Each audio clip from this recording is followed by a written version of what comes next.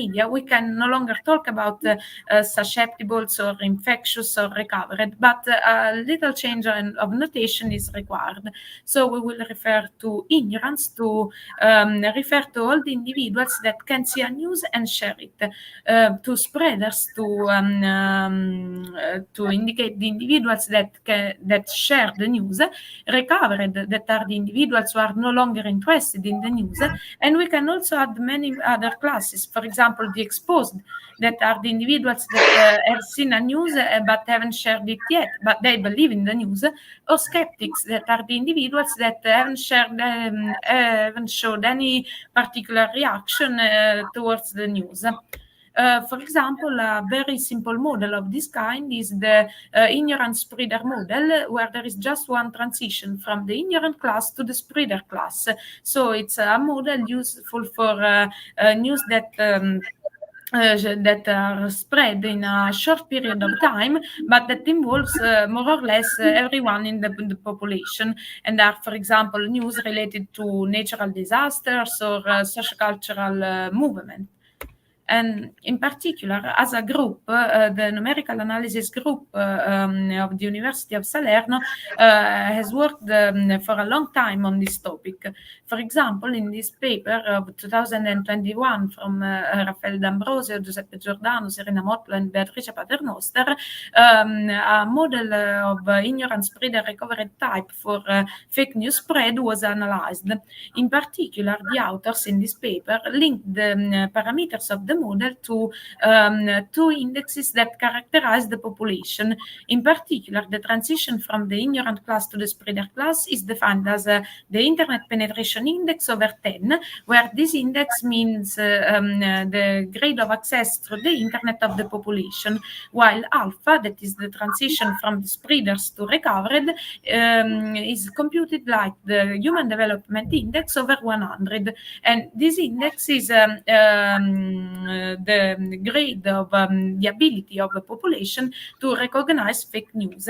And they proved by computing the stiffness ratio of the system, that is the ratio between the eigenvalues of the maximum moduli and of the minimum moduli, that the higher is this quantity, the faster a fake news will spread over time. Moreover, as a group, the numerical analysis group in Salerno has also worked on the stiffness analysis of this kind applied to another epidemiological model, the SEIR model, or as done by Cardone, Diaz de Alba, and Paternoster. It was also suggested to use an age-structured model to analyze information spread, considering also the age of the individuals that can share a news. In this talk, I want to focus not only on the model, but also on another aspect that is fundamental when fake news spread is considered. That is the process of parameter estimation. In fact, if we want to know in advance the moment of the maximum spread, we can observe the news just in a short period of time. So it's fundamental to compute optimized parameters that can allow us to describe in an accurate way the possible spread of the fake news. So our goal, we have said, is to accurately predict over time the spread of the fake news, or in general of the information being considered. And what we have done, we have chosen a social network X, and of course we also chose the news to be analyzed.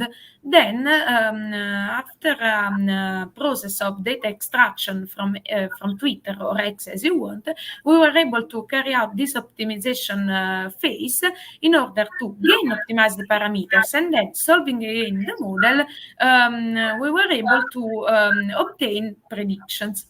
In particular, we have chosen an epidemiological model that is of compartmental time, exactly like the ignorant spreader recovered model. But as you can see, the population is divided this time in 4 classes. It has the ignorance that can see a news and share it, the exposed that are the individuals that have seen a news but haven't shared anything about it yet, and then spreaders and skeptics.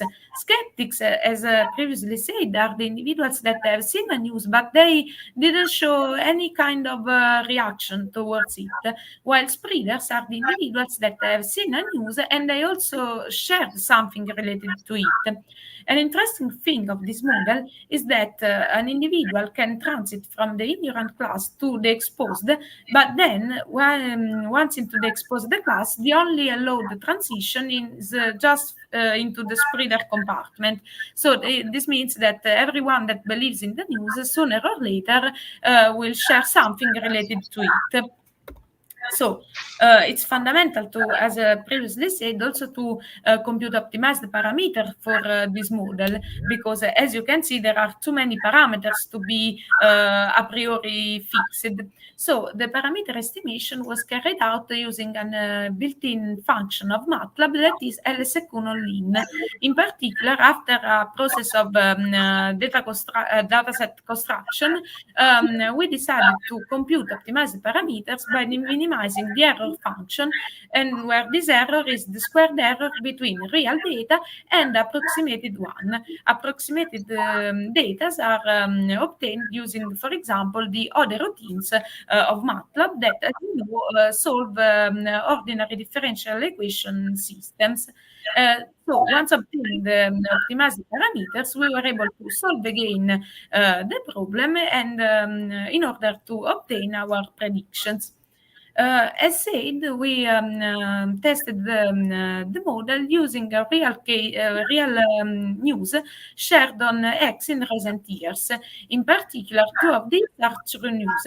For example, the one related to the election of the France President Emmanuel Macron in 2022, or, for example, news related to the figure of Novak Djokovic, spread with the hashtag Novak Djokovic, or two fake news. For example, one spread with the hashtag Novak Djokovic, related to a possible Novak position of the tennis player, or the news spread with the hashtag This is Blackout, that was related to possible disorders due to Black Lives Matter movement in the city of Washington, D.C., starting from the 1st June of 2020. And our idea was, first of all, we solved the problem and using the entire data set for the parameter estimation phase. And this was done just to check that our strategy was applicable and that our model was suitable for this kind of problems. Then we used just a part of the data set for the parameter estimation phase, using the other part just to check if our predictions were good or not. And here there are some results. For example, when all the data, the red data, are used for the parameter estimation phase, as you can see, we obtain an accurate prediction of the new spread, an accurate description of it. While using just a part of the data set, the green data, we were able to accurately describe the overall trend of the news, but with some underestimation that are more evident, for example, in the news related to the one spread with Novak Djokovic or the hashtag Macron. So what we can say is that when we use all the data, we have a good description, but the problem is this is not a prediction, because we analyze all the news in all the time interval. So we have an accurate description, but we are not able to make predictions regarding the evolution of the news through time. On the other hand, it's also true that when we use just a part of the data set for the parameter estimation, we have less accuracy in the overall trend of the news, because we have some underestimation. But at the same time, we have a strategy that is more applicable to reality, because when a fake news is spread, first of all, we don't know at the beginning if the news is fake or not. And moreover, we have to say that if the news is fake, we want to block it before it's spread. So the idea for future works is to use the IES-zeta model just to describe the first phases of the news diffusion, and then use another model to improve our description. And moreover, another possible future work is to consider not the other routine of MATLAB to solve the problem, but maybe some other numerical methods that preserve the structure of the problem, like the positivity or the equilibrium points. So I think that this is the conclusion. This is the bibliography of my talk. And so let me thank you for your attention.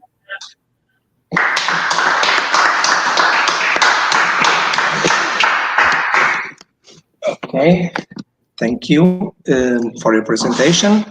Are there any questions? No.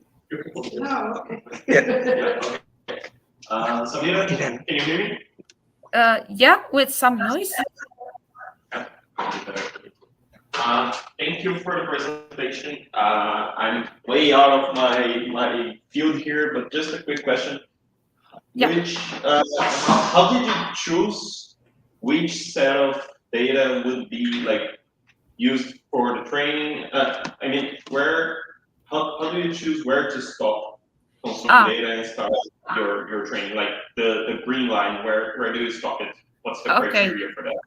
Okay, first of all, we observed all the data set, and we decided to stop for sure before this peak.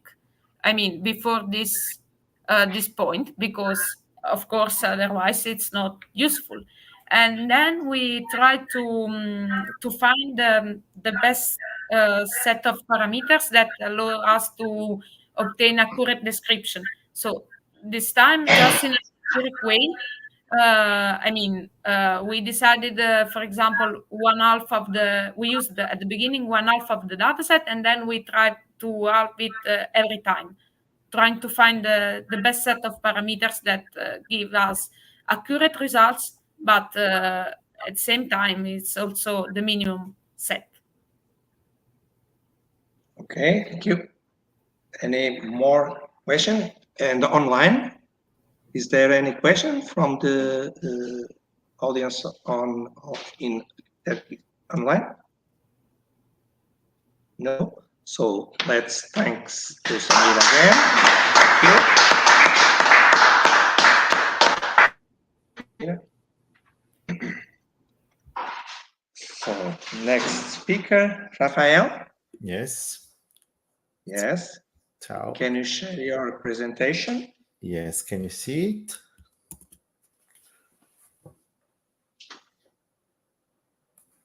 Can you see my slides? Yes, we can see. Thank you. Fantastic. So, are you ready? Yes, I'm ready. Can I go? So, next speaker is Rafael D'Ambrosio, and the talk is about discrete gradient theta methods to port a Hamilton system. Yeah. So, yes. Okay, you can start. Thank you very much. Thanks a lot for your presentation, and good morning, everybody. What I'm going to speak about regards a joint work with a master student here in L'Aquila, Di Donato, and this is essentially a talk regarding some aspects of geometric numerical integration with a focus that is solving a kind of Hamiltonian problems that are no longer conservative in the classical canonical sense, but they have a peculiar feature called passivity or lossless that you want to retain along numerical solutions. So the spirit of this talk is to give you a general idea of what is geometric numerical integration, also to homogenize our common knowledge about that. Then I will speak about port Hamiltonian problems in very short. I will give you some ideas in a nutshell, at least what we need to understand the numerics, that is the core topic of this talk. And in particular, I will speak about a technique called the discrete gradient theta method and analyze some stability properties. And finally, I will tell you some idea regarding the future a possible, a tentative idea of the future of geometric integration. Let me say some words about geometric integration, and I like to share anytime this kind of diagram where you can see the idea of geometric integration in a nutshell. Particularly, you're supposed to have a conservative problem, and along the dynamics, you can see some invariants that can be really quantitative invariants or invariance laws. After my talk, there will be the talk of Elena Bishevich, and you will see the counterpart of geometric integration in stochastic differential equations. So in that case, the invariant can be an invariant law, for instance. What you want to have is that once you discretize your problem through a discretization that is somehow conservative, you produce a discretized dynamics having some invariants themselves. Invariants that are approximations of the right one, the exact one, the invariants of the original problems, that you want to keep as much as possible accurate, so close, over a long time. So you would like to retain as much as possible of the invariant structure of your dynamical system in accurate way and over a long time.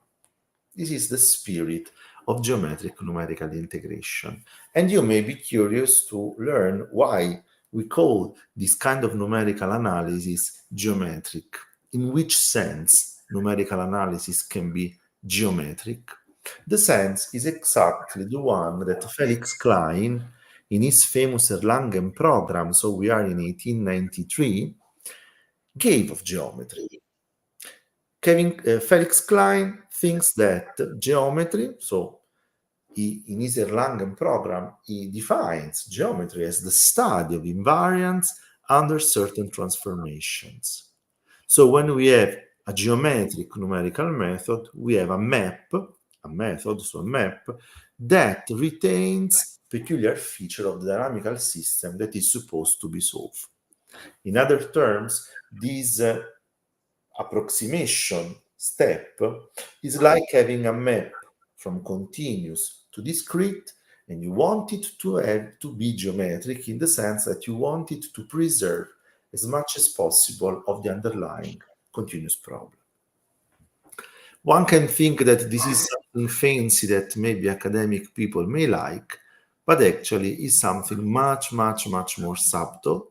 And in particular, there is a very beautiful speech and a correspondingly a beautiful paper by Douglas Arnold. We are in 2002, and Douglas Arnold was invited as plenary speaker at ICM in Beijing, and he gave a very, very inspiring talk where he speaks about a geometric method in the following way. What he says is that actually designing a new geometric method, designing a new geometric viewpoint is not only something useful to provide new classes of numerical methods by themselves.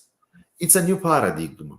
It's a new paradigm that opens the path to an innovative vision of numerical analysis, and also, why not, to understand more even of the underlying continuous problem.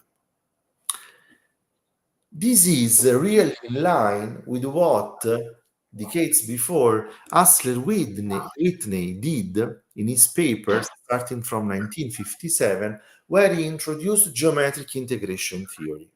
Geometric integration theory by Hassler-Whitney is nothing more, nothing less than essentially the continuous counterpart of what we want to do as numerical analysts. And if you like reading something about mathematics in a wider sense, so mixing functional analysis, differential geometry, PDEs, numerical analysis, and so forth, I really invite you to read the essay of this speech by Douglas Arnold. Again, historically speaking, just to conclude this framework, geometric numerical integration has an establishment here that can be assumed given by 1988. Because in this year, in independent way, people like Lasagni, Sancerna, Souris gave a notion of simplicity of Runge-Kutta methods that can be intended to some extent as the starting point, the building block of the modern vision of geometric numerical integration. That is very well described in this really Bible book by Heirer, Lubich, and Banner, that is the book on geometric numerical integration, where you can find really a lot of seminal ideas regarding structure preservation in solving differential equations. In the book I wrote some years after, in 2023, I also gave my vision of geometric integration in a wider context, also concerning stochastic differential equations. And just to tell you which is the link with Port-Hamiltonian problems, these papers by 1988, so the notion of simplicity of Runge-Kutta methods regards the conservation of simplicity when a Runge-Kutta method is applied to an Hamiltonian problem, where you know there is an invariant, that is the Hamiltonian function, there is an invariant properties, that is the simplicity of the flow, and so on and so forth. But what happens if you have a dynamical system that is no longer conservative in the Hamiltonian case? A nice framework to understand this kind of feature is certainly given by Port-Hamiltonian problems. A nice way to see Port-Hamiltonian problems is the feature of controlled systems of ODEs.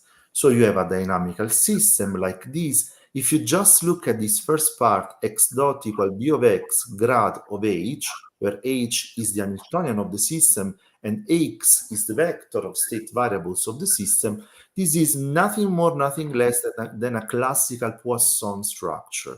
Nothing more, nothing less. The novelty is given by the fact that you had the effect of a control, that is an input vector. You have this additional term, g of x times u, that makes your system no longer a classical, uncontrolled, deterministic dynamical system, but it makes it controlled. And what you have, together with, of course, an initial value, is that the output of your dynamics is given by the product G transpose times the grad of the Hamiltonian. Then, this kind of dynamics falls in the general vision of controlled systems of differential equations, where you have essentially a differential equation with a control, and then the equation of a manifold, essentially giving you how the output is constructed with respect to the state variable of the system. That again is controlled, is no longer as in the classical Hamiltonian sense. And so what you can expect as a direct consequence is that the classical canonical structure of the dynamical system is totally lost. Indeed, a characteristic property of Port-Hamiltonian problems is the so-called passivity. Passivity is the property that you can see highlighted here in this slide, and essentially what you have is that there exists a continuously differentiable positive semi-definite function that you can call storage function, this v of x, such that this inequality is satisfied. And if for some reasons the system satisfies this relationship with the equality, you will say that the system is lossless. What does it mean? It means that the variation of the storage function, and so the time derivative, can be well described as the inner product of the control and the output of the system. Of course, you can nicely write this property of passivity as well as that of lossless by using an L2 inner product, and this is what you obtain. What you obtain is that the variation of the storage function is satisfying the inequality that you can see here. What you can prove regarding a Port-Hamiltonian system is that it is lossless with respect to the Hamiltonian storage function. And you can prove it very easily, exactly as you can prove very easily by just using the chain rule that the Hamiltonian of an Hamiltonian problem of a canonical system is conserved. Here, what you can see is that the time derivative of the Hamiltonian is not zero, so it's not conserved, but to some extent, the system is lossless. What does it mean? Compute the time derivative of the Hamiltonian. and this is the expression. In place of x dot, put the expression that is in the formulation of the problem. And make some simple computations using the fact that this matrix B, that is in the right-hand side of your problem, is skew-symmetric. So when you do a product like this, it is 0. So at the very end, what you have is exactly what you want, that the time derivative of the Hamiltonian is equal to y transpose u. That is the property of lossless of the system. Again, now the storage function is something very specific. For a Port-Hamiltonian problem, it is given by the Hamiltonian function. So in other terms, what you have is that the variation of the Hamiltonian in a certain time interval is given by the inner product in L2 of the output of the system and its control. How can you design a numerical method that preserves this property, this kind of lossless property for Port-Hamiltonian problems, having as a storage function the Hamiltonian of the system? The idea decided to follow is essentially an extension of the idea that Elena Celledoni and their co-authors gave in this report. In this report, they introduce a notion of discrete gradient that we have, to some extent, modeled to a time integration that falls in a wider, bigger family of methods, that is the family of theta methods. First of all, what you do? The first thing that you do is to consider a discretization of the gradient, and a first-order discretization of the gradient can be done in the following way. That gives essentially multiplied with this inner product time xn plus 1 minus xn is essentially the difference of the Hamiltonian in two consecutive steps of your discretization. And the corresponding discrete gradient theta method has the following shape. In other terms, what you have is as in classical theta methods is a convex combination by using a parameter theta given one of evaluations of the right-hand side of your dynamical system in two consecutive subintervals.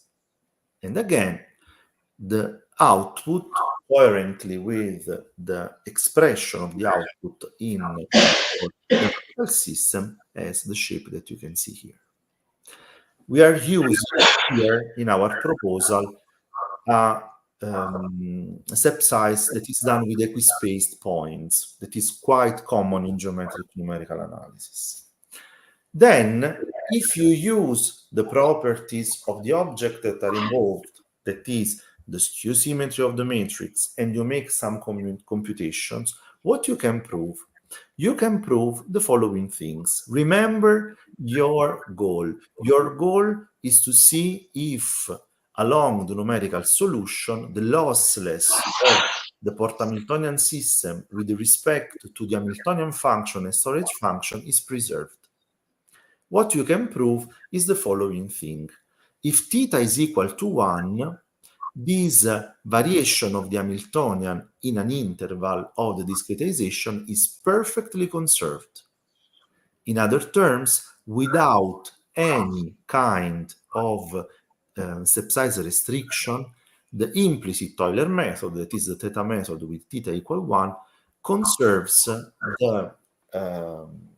the discrete balance law that gives you the lossless of the Port-Hamiltonian problem with respect to the Hamiltonian and storage function without any step size restriction. More generally speaking, when theta is different from 0, you will see that you don't have a conservation that is unconditional, but you have a defect. This defect can be measured. As you can see, it can be well measured by checking this property that you can see here. And what you can certainly appreciate, is that if you use theta with a value of theta that is in a left neighborhood of 1, certainly the defect that you have in the conservation of the lossless property along the numerical solution distribution is negligible. So what you can say is that in a left neighbor of theta equal 1, you can see a near unconditional stability. Of course, when you study a property that is intended to be seen in the long term, it is worth performing a stability analysis. And according to our vision, a good test problem to perform stability analysis can be given by the controlled pendulum. I just skipped all the details because the time is almost over. What we do to perform stability analysis is to define a way to perform this discrete gradient, for instance, as it was done by Elena Celledoni, through an averaged vector field discrete gradient. That is, that you write the discrete gradient as the integral from 0 to 1 of the gradient computed in a convex combination of two consecutive values of the numerical solution. And you can decide to approximate this integral in a way, for instance, using the trapezoidal rule. Then you can do some computations considering that you have a test problem that is very specific, is a controlled pendulum, a Port-Hamiltonian controlled pendulum. So you apply your idea of discrete gradient, you apply the corresponding discrete gradient theta method, you make some useful manipulation, and at the very end, as it happens usually in stability analysis, you can write the numerical solution applied to this specific problem in terms of a recurrence relation that in general is a three-term recurrence relation.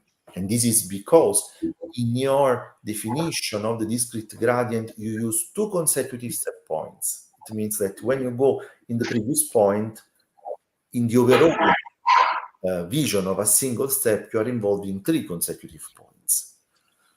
For some specific case, like for theta equal 1, this kind of recursion can be simplified. Let me tell you what happens.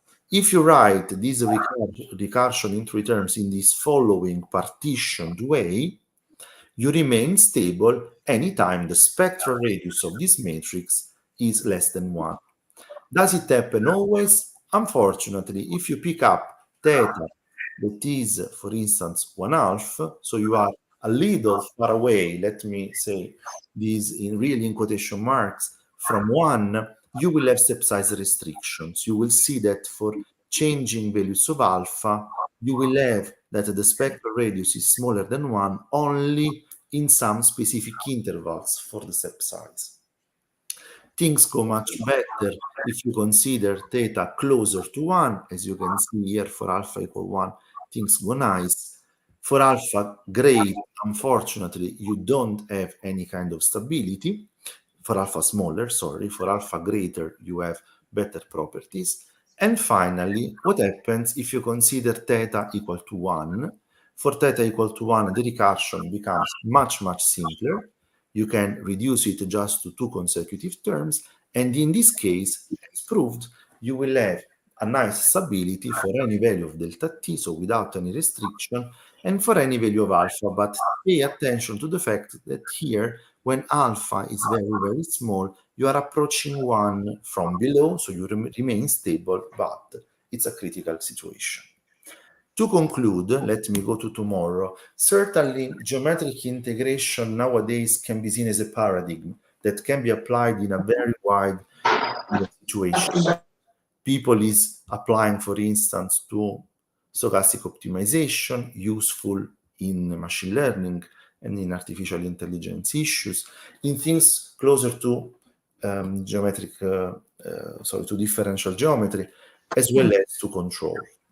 So, and to conclude, you can consider geometric integration of ODEs and also of PDEs, but also a telescope to look far ahead, a paradigm, also when new evolutive problems have to be investigated, but also a guideline, considering that nowadays we really feel it on the shoulders of our pioneers. Thanks a lot for your attention.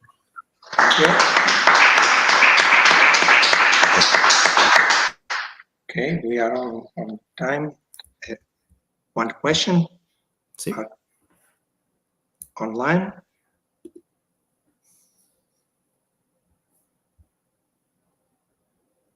No questions. So thank you, Rafael. Thank you very much.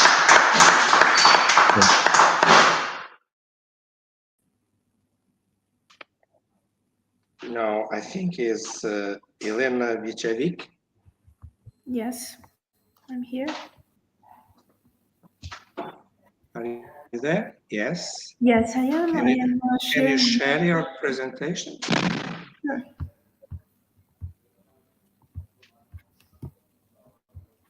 Can you see it? Not yet. Yes. Okay. So next speaker is Elena Vicevic, and she will talk about mean square monotonicity analysis of theta Maruian methods. Please, you can start. Okay. Thank you very much. Thank you everything for coming to listen to me. So I am going to start by I'm sorry. I'm going to start with presenting the problem we are considering. So it is a stochastic differential equations, which means that we have a deterministic part, and then on that we are adding a certain kind of noise that can be in case in which G is going to be just a constant. We are speaking about additive noise. In case where G is depending on X variable, we have a multiplicative noise. And this kind of equation we are calling Nito equation, considering that here we are having a E2 integral that in case that we are integrating this equation. And so what can we say about it? Well, we start first of all by always asking the similar questions when we are in front of any kind of differential equations. So we are speaking about existence, uniqueness, stability of solutions, and something that is connected to the previous talk. So what was explained in context of geometric numerical integration, we are looking at a certain kind of properties that are going to be preserved in the real system. So one thing to just point out before is that even though the answers to these questions are coming really naturally in different kinds of setting of differential equations we are considering, in the stochastic setting, we still have a lot of questions and a lot of things that we have to learn and research about this kind of equations. So even on a really, really basic level. And so basically, just briefly, the similar thing as you already heard before is that what we are going to talk about today is, so slowly I'm going to introduce you to the monotonicity terms of this kind of equation. But in general, we always have the same theory in which we have certain kind of property that we can see in the real system, in the equation. And what we want to do is to see that in case that we are applying a certain numerical method, what is going to happen in the numerical solution. So are we going to be able, and to which extent are we going to be able to preserve this structure or quantity that we are considering, or simply the property of our system. So what we are going to look at today, so which numerical method are we going to consider? It is stochastic theta method. So I will just, I felt the need to introduce it to you just to be on the same page. So basically, this is a method that is really well known. For different kinds of theta, we are getting different kinds of methods that are of the first order mostly, and basically what we are adding to it is this part that is discretization, explicit discretization of the noise term. And so here you can see some examples of how with different theta we are getting different kinds of method. So we have the Euler-Maruyama method for theta 0 that is equivalent to the Euler method that we have in deterministic case, and so on. So we have equivalent kind of methods where we have this additional discretization of the noise with respect to what we are used to in deterministic setting. So what we want to see is how this method is going to behave in a certain scenarios. So there exists already the whole theory about stochastic contractivity, where basically we are looking at the two solutions of the equation, and after a long time, we would like that these solutions are in some sense going toward each other, so that the difference between them is becoming smaller and smaller. And in the stochastic setting, we are looking at this in the mean square, because as you know, considering the noise, it means that every solution is going to be slightly different than the other. So we have this natural need to look at the mean square and see how things are behaving in this case. So under the hypothesis that the deterministic function here is going to be one-sided Lipschitz, and this function here that is called diffusion function is going to be globally Lipschitz, we have this result where exactly we have the connection between the mean square difference and the initial values that we were considering in the exponential means, so that this alpha here actually depends exactly on these one-sided Lipschitz constant and global Lipschitz constant from the equation. And so basically, this is giving us a feeling what we could do more, because if we are looking at the stochastic contractivity, this is a condition we are asking from our equation that is really strong. So instead, what we can do, because this kind of behavior can tell us a lot about general behavior of the equations, and it can be extended to a lot of other cases like nonlinear equations, partial differential equations, stochastic partial differential equations, etc. Because here we are talking about how the equation is behaving after a really long period of time. And these are really important questions to answer, especially with the context to applications that we have of this kind of equations. So instead of looking at the contractivity, we are going to go to something a bit weaker. So we want to see how is behaving the difference in every of the single time step that we are looking at. And this is this condition too that you can see, where basically we have the mean square difference of x of t plus delta t, this kind of like time step that we chose.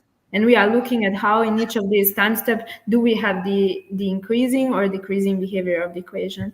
What we took as an equation that we are considering is this kind of affine equation with affine coefficients, where basically we are treating something linear. And we can look at this even in a way that if we are looking at the stability analysis, we usually look at some test problems. And this equation is kind of test problem. So considering that this problem is satisfying well the contractivity, we want to see what we can say more about what's happening with our initial equations we were considering in different kind of setting, where we can pass to look at this kind of test equation. And so we are arriving to the point that we were able to prove the monotonicity in mean square for the two different solutions of the equation that we saw. And basically what we can conclude out of this theorem that is going to be more where you will be able to really feel what is happening here are these two corollaries, where we are considering two different cases. So when theta is between 0 and 1/2, and another case when theta is between 1/2 and 1. So by the kind of analysis of what we get by the proof of the previous theorem, we can arrive to the point where we are seeing that for basically methods that are known to be not astable. But this is the same terminology that we are using also in the deterministic setting. So it means that theta is between 0 and 1/2. We see that we have this kind of like time step restriction that you can see here. Based on this time step restriction, if you are under it, you are going to have monotonicity preserved. If you are above, you are going to have some kind of blow up, or not really preserved this kind of behavior. On the other side, if we are looking at methods that are known to be astable, so where we have one theta bigger than 1/2, we discovered that we are going to have unconditionally stable behavior of our method in this setting. So now I'm going to show you the experiment so that you can see how this is how this looks like, in the sense that for the methods that are not stable, so for theta between 0 and 1/2, what you need is to have a little bit of feeling of how strict this bound is. What we discovered is that actually this bound on a specific examples is not so strong. And this is really nice because it's giving a lot of freedom in order to really see that monotonicity is a nice property to look at, and something that can really help us in looking at these different settings that I told you about that are significant in this kind of context.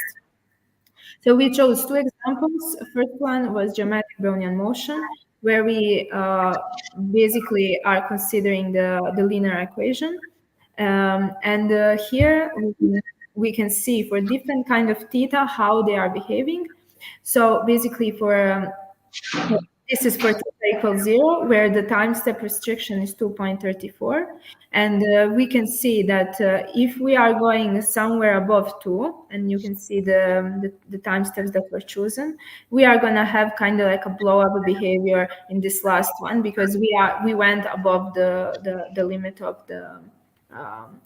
above the bound of the theory. And the same is the case for any theta that is chosen between 0 and 1/2.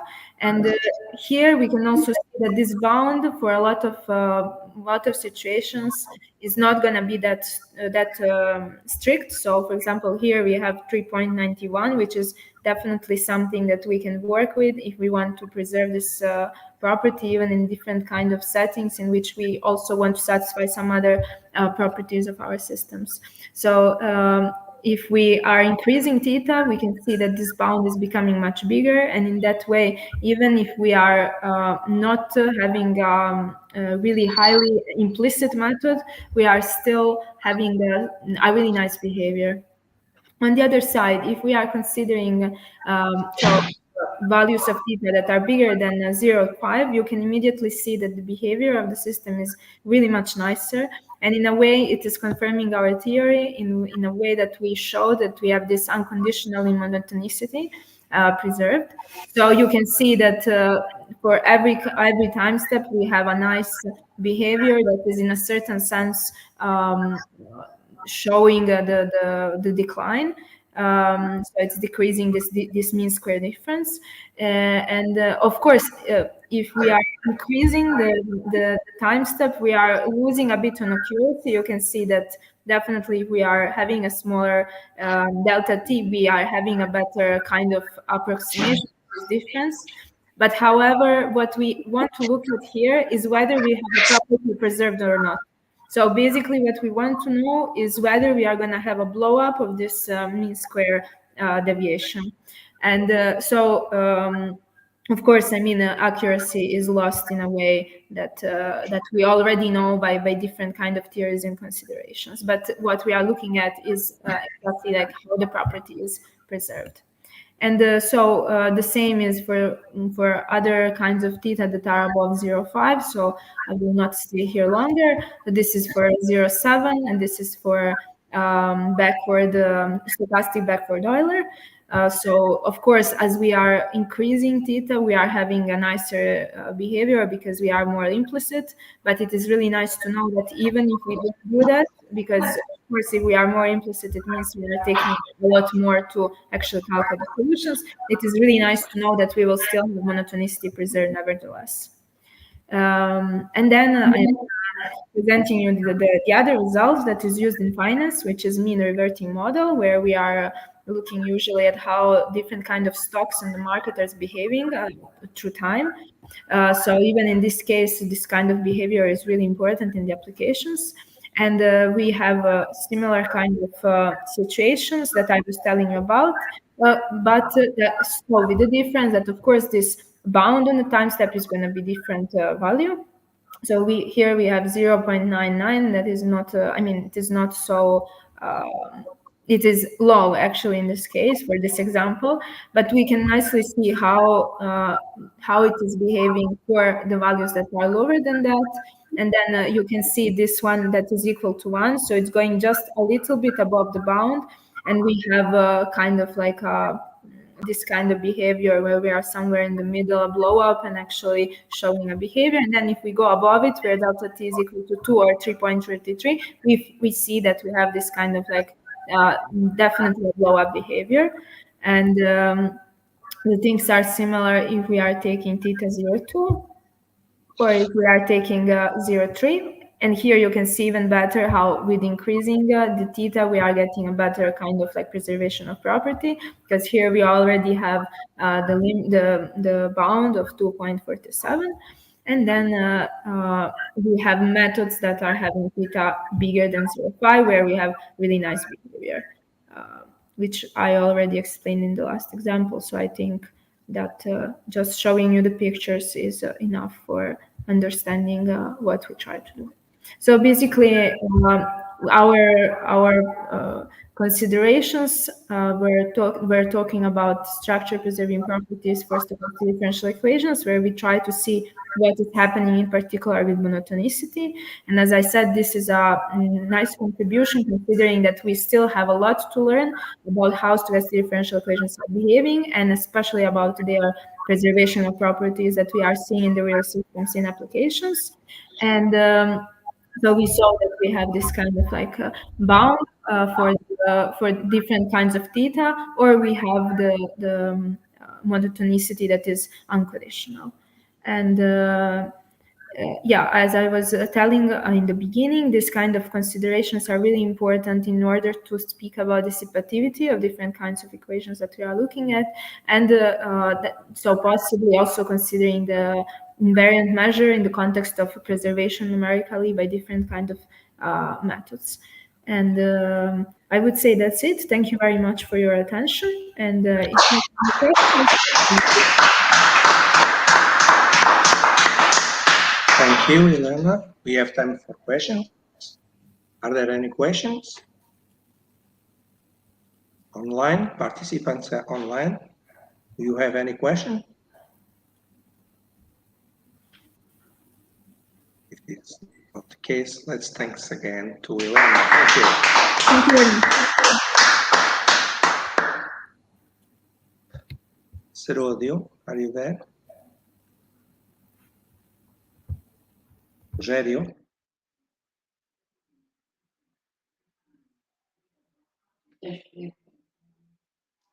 Rogério, estás nos ouvir?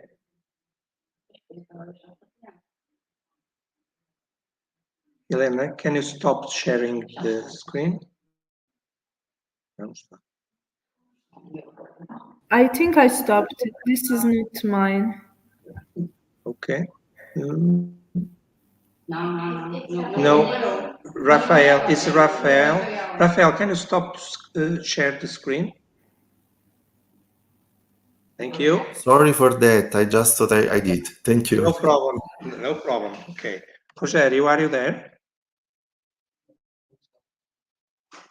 Eu acho que ele entrou e saiu, não sei se...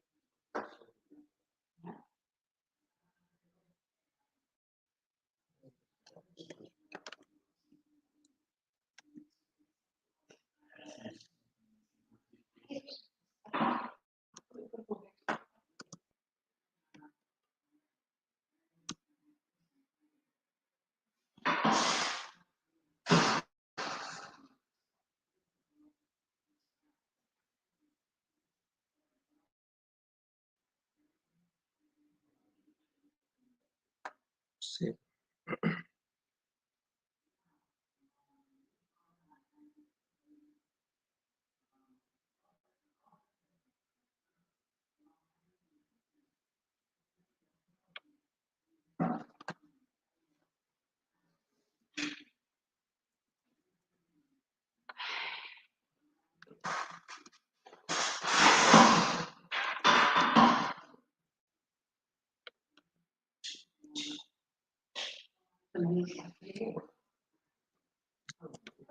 Estás nos a ouvir, Rogério?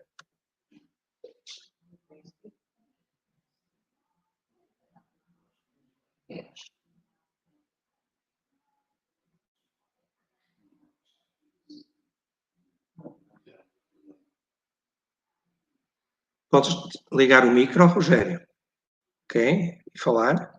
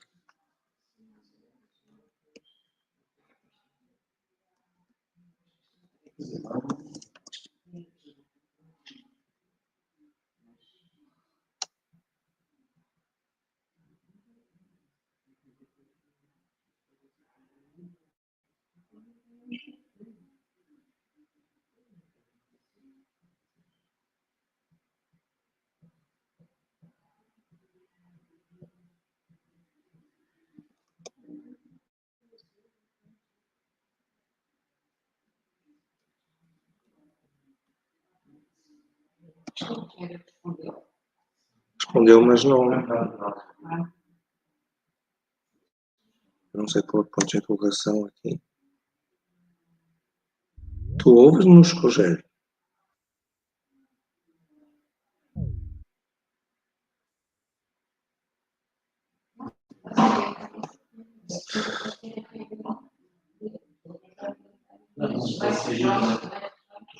Podes falar, Rogério?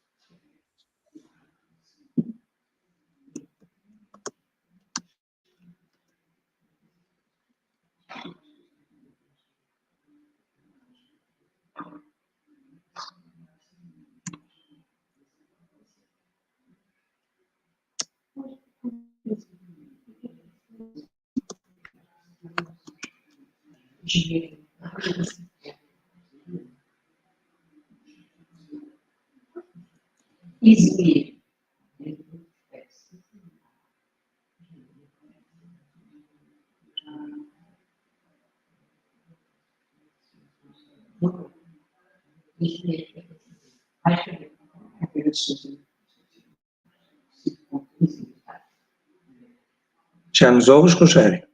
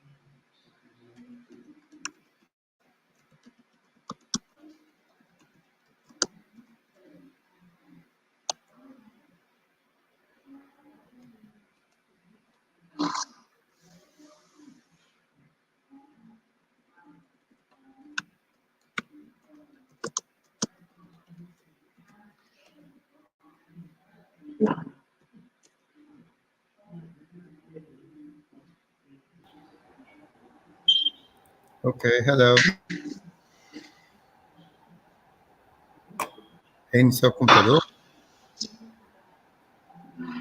Hello, Owen. Can you hear me? Can you hear me? Can you hear me?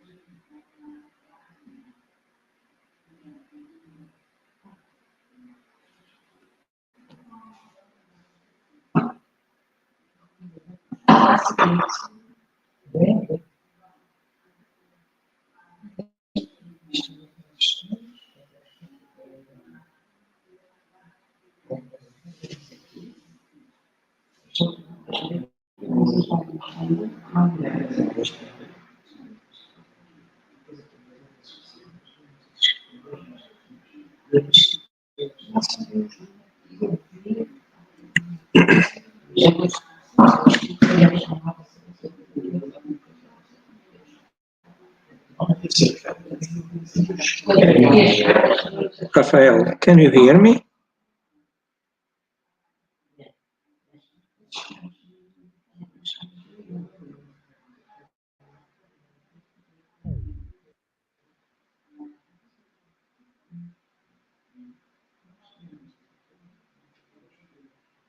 Helena, can you hear me?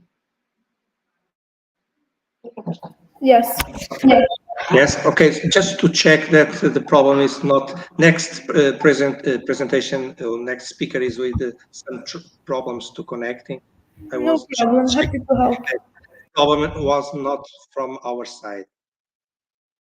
Thank you. Hello. Nando. Can you hear me? Agora sim. Ok, Seródio. Welcome. Thank you very much. So sorry. Okay. Can you share the talk? Yes, I'm the Okay, we are seeing you. Estamos a ver, Seródio. Ok. Eu só pegar o documento que Ok. reiniciou, fechou tudo. Where is it? Over here. Where is it? It's over here. A apresentação. Very good. Okay. Open. Close. Close. Control L. Now, okay. I'm going to share my screen. Okay. It's over here. Share. I think it's this one. Let me see. Okay, can you see? Not yet. Okay, I think one moment. Okay. Tell me when. No, Everyone, it's okay. It's perfect. Okay? Yes, I can't perfect. see anything. I just I can only see the stream. I can't see you, but I suppose you are all over there. Okay, so Yes. let's start. Yeah. We are a So little can bit we late. start? Yes, thank Okay, you very next much. speaker is Rogério Seroldo from the University of Beira Interior, Portugal, and he will talk about solution of quaternion equations within precisely defined coefficients. Please, you can start, Seroldo. Thank you very much. Start to say that I'm so sad I can't be there with you, but it's okay. We do it from here. This is a joint work with Professor José Vitoria.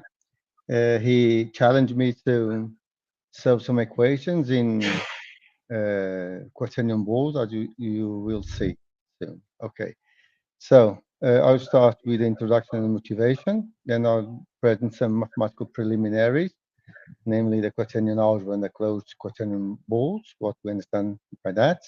And finally, we'll give some results polynomial equations. So introduction and motivation. Okay, a quaternion polynomial equation is an equation of the form f and a g of x, two polynomials with quaternionic coefficients. The leading coefficient can be a quaternion different from one, but it's the same as being a mnemonic. The solution is the same. The solution set S, all quaternions that satisfy, consists on the zeros of the polynomial P, that is the difference between F and G. We know already some techniques to solve this, to find this zero. Okay. Now, we study quaternion polynomial equation where some of these coefficients in independent terms are not known exactly. What I mean is, what about if instead of knowing what is these coefficients and these quaternions, there is some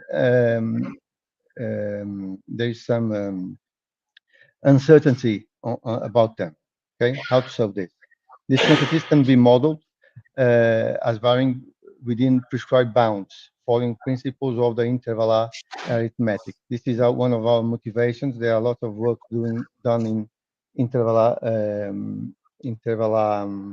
arithmetics, and we expand it to the quaternions. Our goal is to define and compute solution sets that are consistent with these uncertainty bounds. Okay, bounds with uncertainty. So mathematical preliminaries. I'll go very fast this first because it's a quaternion. Everyone knows what a quaternion is. A quaternion set. You will use the notation EJK and the conjugate of a quaternion. Just change the sign of the imaginary part. The trace we define as 2 times the real part. The norm is the square root of the product of a quaternion and its conjugate. And every quaternion that is not 0 has an inverse, and the inverse is given by this little formula. No. This is important for the zeros of a polynomial. And I'll skip it because I will not talk about this, and we don't have so much time. So I'll skip this. Now, closed quaternion balls. The definition. This is an extension of the interval definition, or the definition of an interval. Let Q be a quaternion and R be a real number, positive real number. Positive or a null, it can be 0. Okay? The closed ball in H, the quaternion closed ball, is defined with this symbol. Every quaternion that distance from Q less than or equal to R. Okay. We will call these quaternion balls with a uppercase letter. At the center will be the quaternion, of course, where it is centered, and the radius will be the R. Okay. If the R is 0 radius element, then we have scalar. Okay, we'll call it's only one quaternion, and we'll call it a scalar. But it's a quaternion ball with null radius. Okay, definition, concentric, and of course, two quaternion balls are concentric if they have the same center. And we have the first lemma. Let Q1 and Q2 be quaternion balls such that Q1 is like this and Q2 like that. Then we say that Q1 is the subset of Q2 if and only if the distance between the centers is less than the difference between the respective radius. In particular, if Q1 and Q2 are concentric, then of course Q1 will be a subset of Q2 if R2 is bigger than R1. Now we will define two operations with these closed quaternion balls. First, we'll call the addition. Addition of two balls. This is the same. It's an extension of the interval arithmetic, and it's what is needed for problems where we have uncertainty. This is how we do it. We sum the centers and we sum the radius. Just like that. As simple as that. Now, addition is both commutative and associative. It is not. It's commutative. Addition, okay, addition is commutative. And I was thinking about multiplication. The additivity, addition identity is naturally this is the scalar 0, okay, scalar 0. Corollary, the elements of H have an additive inverse. Are only the only elements that have additive inverse are the zero radius quaternion balls, or in other words, are the scalars. And the additive inverse is just the minus of the center. Now, we have here a definition what we mean by inclusion monotonic. An operation to be inclusion monotonic if given two elements of B, such that A is a subset of B, A1 subset of B1, A2 subset of B2, then the operation of A1 with A2 is a subset of the operation, the result of the operation of B1 with B2. Okay, and in this, with this definition, we can see that addition is inclusion monotonic. Well, this is important because this property is essential when working with uncertainty in data, such as quaternion balls in this case. And it ensures that the result expands consistently with the input uncertainty. Over approximations of inputs yield over approximations of output. And numerical methods that we will not treat here, but we can treat, numerical methods that propagate uncertainty remain correct and sound. Without inclusion monotonicity, enlarging input sets could paradoxically shrink the result comprising the validity of the enclosures. Okay, so this is a very important property. Now, the first result that we have is, what are we saying here? If we have two quaternion balls, the sum of two quaternion balls, that is a quaternion ball, is the same as summing the elements of each quaternion ball. Okay, I will show you. We can't make a picture of a quaternion ball, but I will translate this to complex. It's or the same thing. Okay, here I have two discs. One centered over here in 5. This is the real part, and the imaginary part, the Y. You can see my hand flowing over the picture. Yes, yes, you can Oh, see. thank you. Yes. So we have the real, the complex number 5 plus 2i, and the ball with the complex centered in the complex number -5 plus -2i. If we, what I made here was a discretization of the disk, and I summed each point of this with each point of this, and we get this here. We can see the circle is the definition of the sum of two disks, the radius, the sum of the two radius, and the center is the sum of the two centers. So we can see that the sum of two disks is again a disk. This happens as well with the quaternion ball. Okay.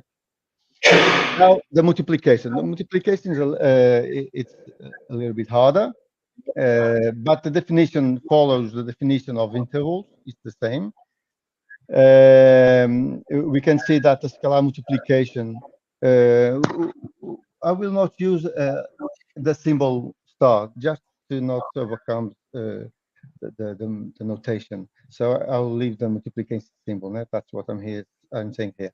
So if we multiply a scalar by a ball, this is the same of multiplying the ball of radius 0 by the ball QR.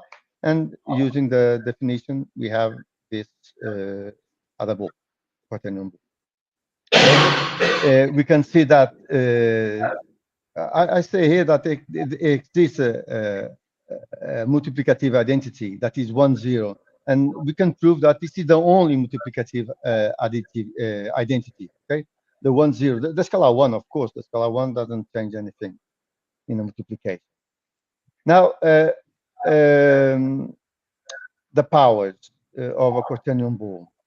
If the quaternion ball is not scalar 0, we define that Q up to the power of 0 is the unity, identity multiplicative, and the power by K is the power of -1 times the K again. Of course, if this is the 0 scalar, then for any K, we always have the 0 scalar. The multiplication in H defined previously is power associative. What we mean by a power associative is that if we have two powers of a ball, it is the same. It doesn't matter where we have the points. and multiplication is power associative. Now some properties of multiplication. We have this nice result that the power of a quaternion ball is given by this expression. This will be used in our results. It's a very nice expression. Multiplication is not distributive. Of course, it is not as mutative, okay? Because the quaternions are not mutative, and the multiplication is not distributive. This is new with respect to addition. This is because of the radius. There is no distributive with addition, so you have to be some careful with the operations. And again, the multiplication is inclusion monotonic. Okay. Now we saw that the sum of two balls is still a quaternion ball, but the product of two quaternion balls is not necessarily another quaternion ball. We do have this result that if we have two quaternion balls and we multiply each element of if we combine each element of Q1 with each element of Q2, we have this set. This set is inside, is a subset of Q1 of the ball Q1, Q2. Okay, the reverse is not valid. Given a closed quaternion ball, okay, proposition 9 says that we have two quaternion balls, Q1 and Q2. The closed quaternion ball centered at Q1, Q2, the center of uppercase Q1 and Q2, with the smallest radius that contains this subset is exactly the quaternion ball Q1 times Q2. Okay. Now, here's an example again of two discs. We can't draw again quaternion balls. I'm going to multiply each element of one ball, one disc with the all the other elements of the other disc. This is a discretization, and we have this nice picture where we can see these are the multiplication results, and the disc it's a little bit bigger, okay, but contains all the points. This happens as well with quaternion. Okay, now to the last part. Let's see some equations with quaternion balls. Okay, we have previously introduced the quaternion polynomial. This was an equation of polynomials. When the coefficients A and B are not known exactly, they have some measurement errors, modeling uncertainty or approximation. They can be represented by closed. This is not only representation, but this is one of the representations that we can use. Closed quaternion balls. That's what we're doing here, where there are other association deviation. This leads to a polynomial with quaternion balls as coefficients. The solution set may become highly complex and difficult to describe explicitly. Our goal is to use quaternion ball arithmetic to construct a collection of closed quaternion balls whose union encloses the entire solution set. Okay. Now, solving such equations involves subtleties that may not be immediately apparent.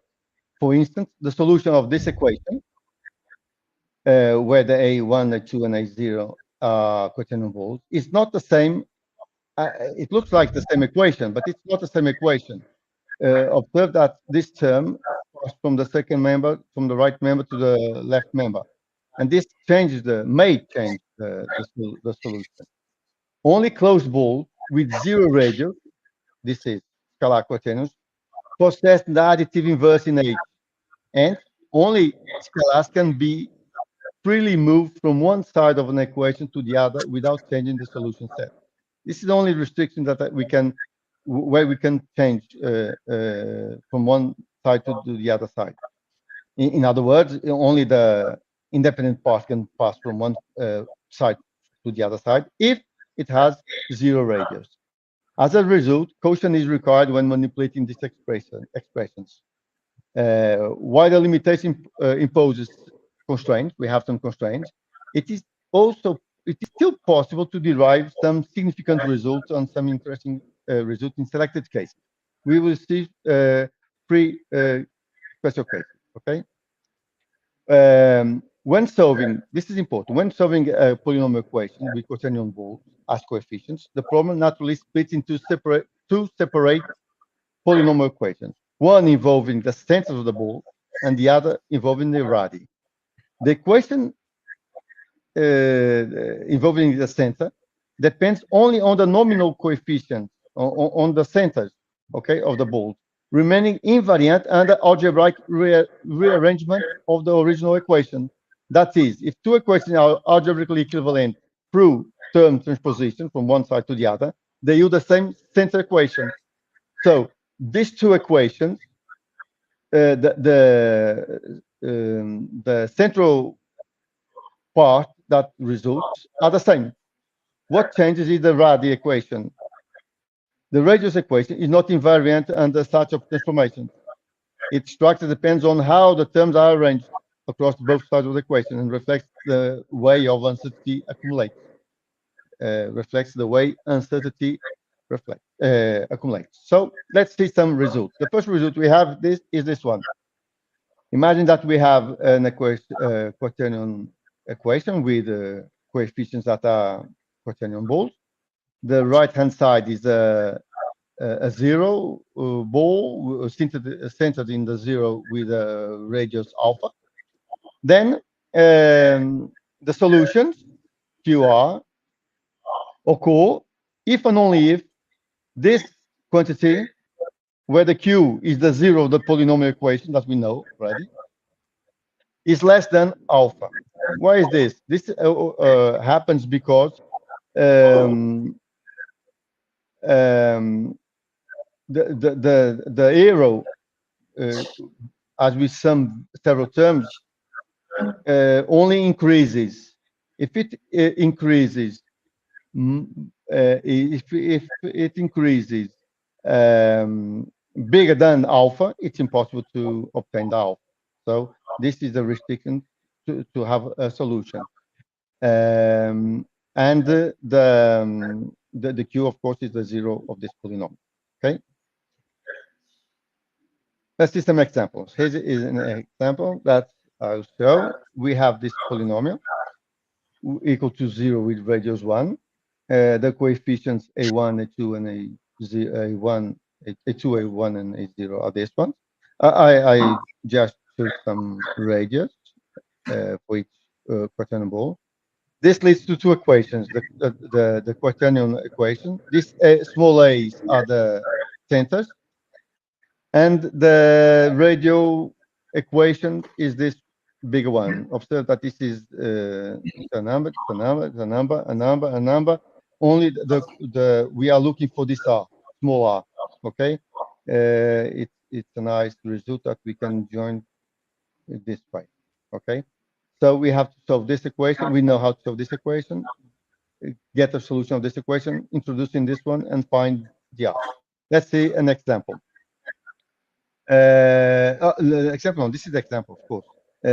What happens? It has three solutions. The quaternion equation. These are the three solutions, but there are only two quaternion balls. This one doesn't fit this condition. Okay, so this one has a solution, a quaternion ball solution. This is a radius. This one has also quaternion solution. This is a radius. This one doesn't have the quaternion solution. So there are only two quaternion balls as solution. Observe now this equation derives from the other one, just putting the two lower terms to the right side. And this changes everything. The centers are the same, of course. The radius changed. And now the third quaternion solution of the polynomial equation has also a solution. Okay, observe that this radius got a bit bigger, and the solution for 3k appeared, a small one, radius. Now the result. This is another funny result that says that if we have an equation where the coefficients of the same degree have the same radius, then the solution doesn't depend on the radius of involved. The scalar forms is a solution, where the Q is the zero of the polynomial. Observe that AN and BN are not concentric, so this is not zero. And if there is any other solution, it is independent of the radius of the ball, the quaternion. Okay. The only important fact is that the radius of AN is the same as BN, A1 the same as B1, A0 same as B. Okay. And this is a particular case, the case of degree 2.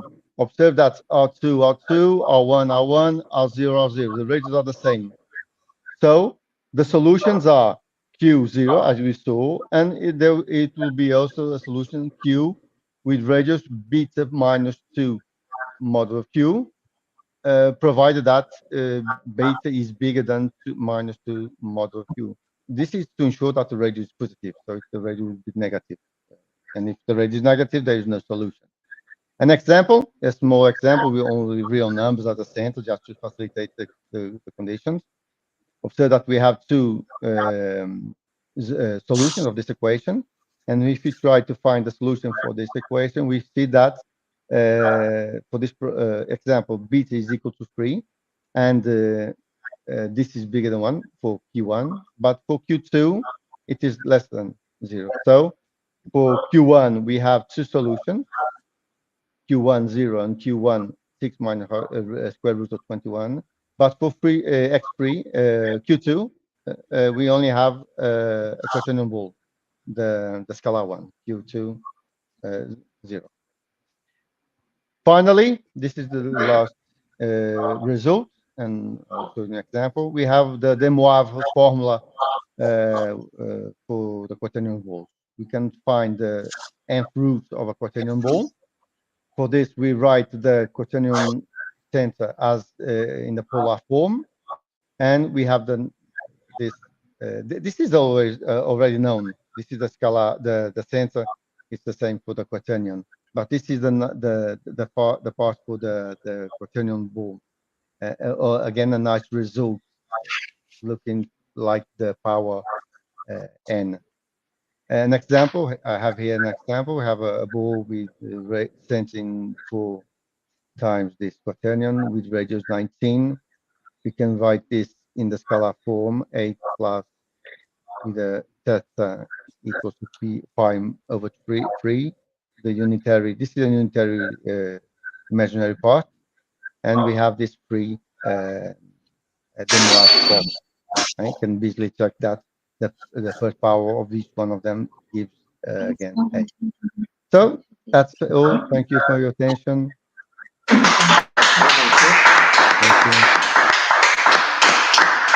Thank you, Srodio. We are out of time. One quick question? No? So let's thanks again to Srodio and all speakers. Enjoy yourself.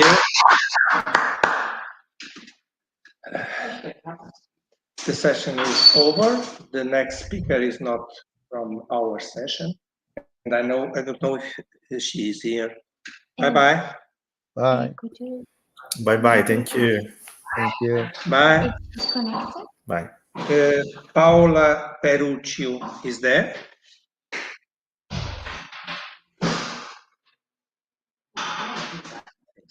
Because there's a yes, but I don't know who is it. fellow just maybe it's her? No. Okay. Okay, thank you. Hi.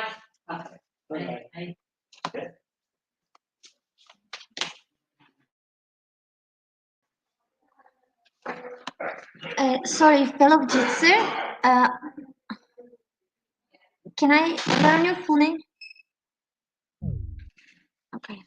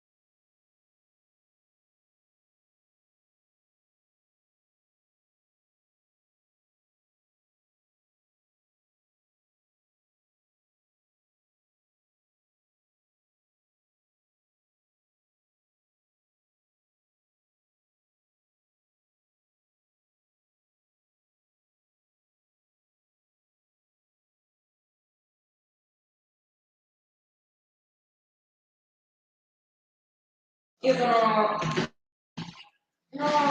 Hi, Professor. Could you hear la us? prima, quindi potrei presentare e poi al massimo... Però ora vediamo... Ah? You hear us? Ok, la fa... Yeah, I'm here. I'm the chair Okay. of this session. Yes. Ok. Is it useful to wait for some minutes? E poi si stanno dice che ha vomito Sorry. There's someone. One of the presenters. non riesce a stare 1, 2, 3, fourth presenter. Yeah. Is feeling bad, so they are trying to find a doctor for him. Oh, Yes, he's feeling bad in the stomach. So who is? Is the first, the second present speaker? okay. altre persone che hanno mangiato pure stanno un po' sì.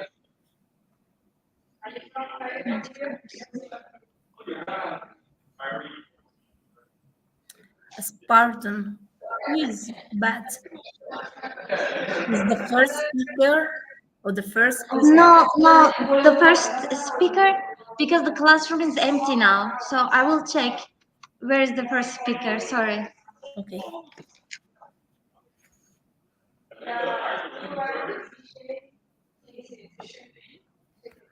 Sì, no, certo. Sì, sì, qua è uscito un attimo in balcone a prendere aria, perché ho fatto una sedia.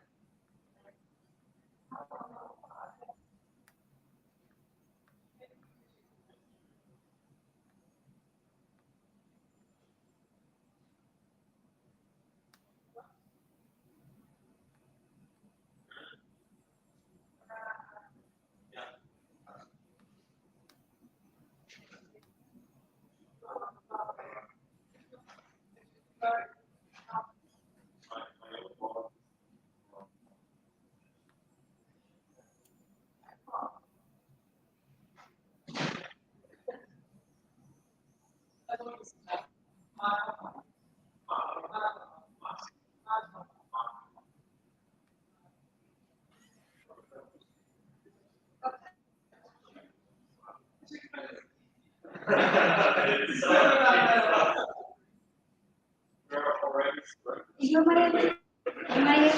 Yes. Okay, sorry.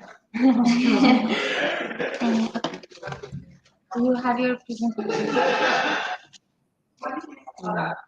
Hi, Professor. The first speaker is here. Okay. Hi. We can start. Scusi professoressa, c'è stato un po' di un problema perché Domenico si sente male. Ah, Domenico, mamma mia. Ok. Aspettiamo un po'. No, ho parlato con il professore Russo e Musolino adesso e intervengono loro, si stanno per collegare. Ok, quindi è la presentazione quella di Giuseppe Musolino e Domenico Sgro?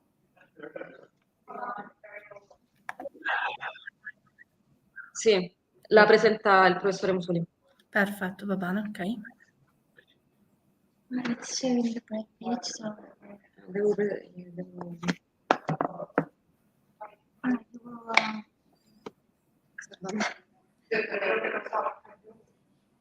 The other speaker are there? Gli altri speaker dove sono? Sì, Antonio, ti vedo, ma gli altri? No, dico, professoressa, scusi, ho risolto il problema delle cuffie che avevo. Ok.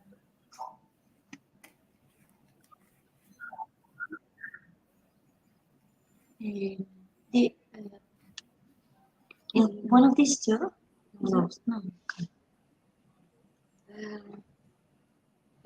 That doesn't work. So. Okay.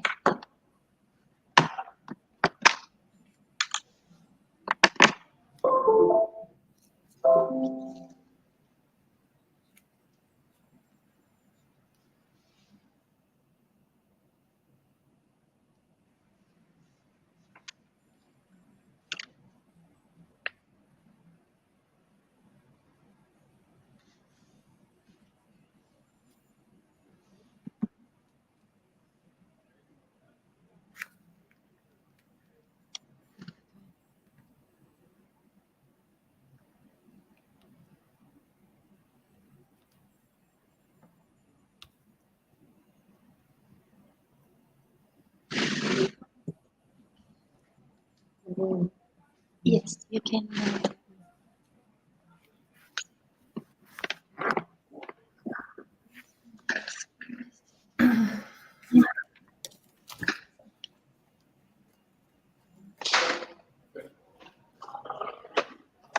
Okay, can you see the screen? Yeah, we can start.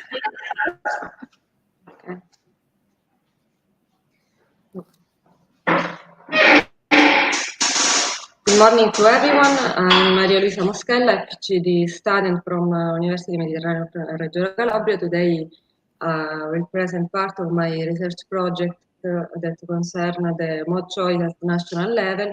In particular, today I present the design of a survey on arrival preference, stated preference for the realization of ICCSA high-speed rail line.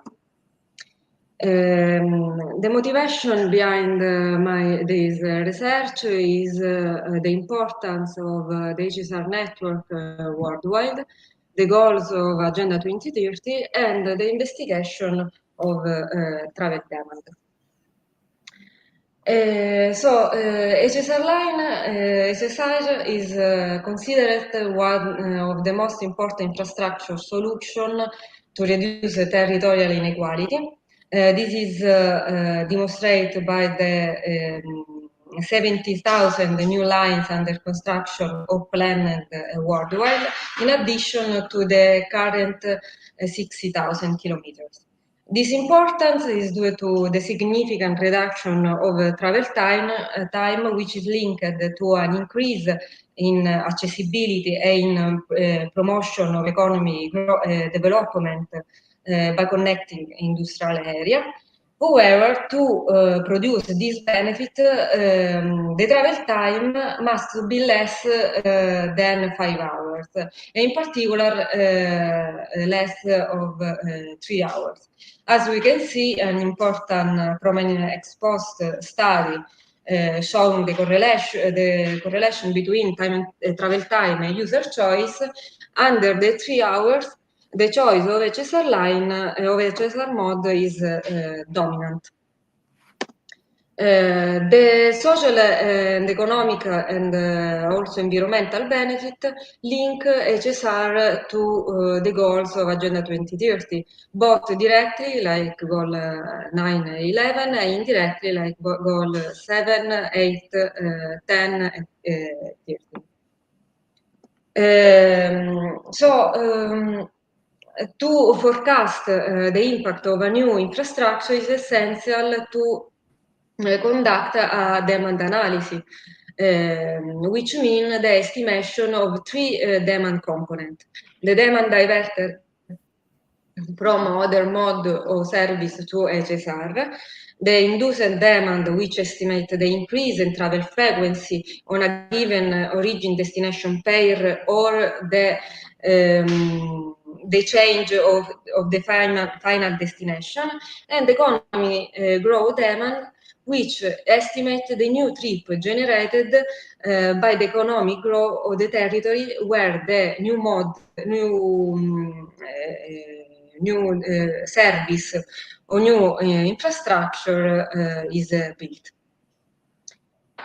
The general object of the research are to define a methodology for studying the first 2 demand components, diverted and induced demand, then to the estimation of these 2 components, finally the assessing the effect of a new HSR line.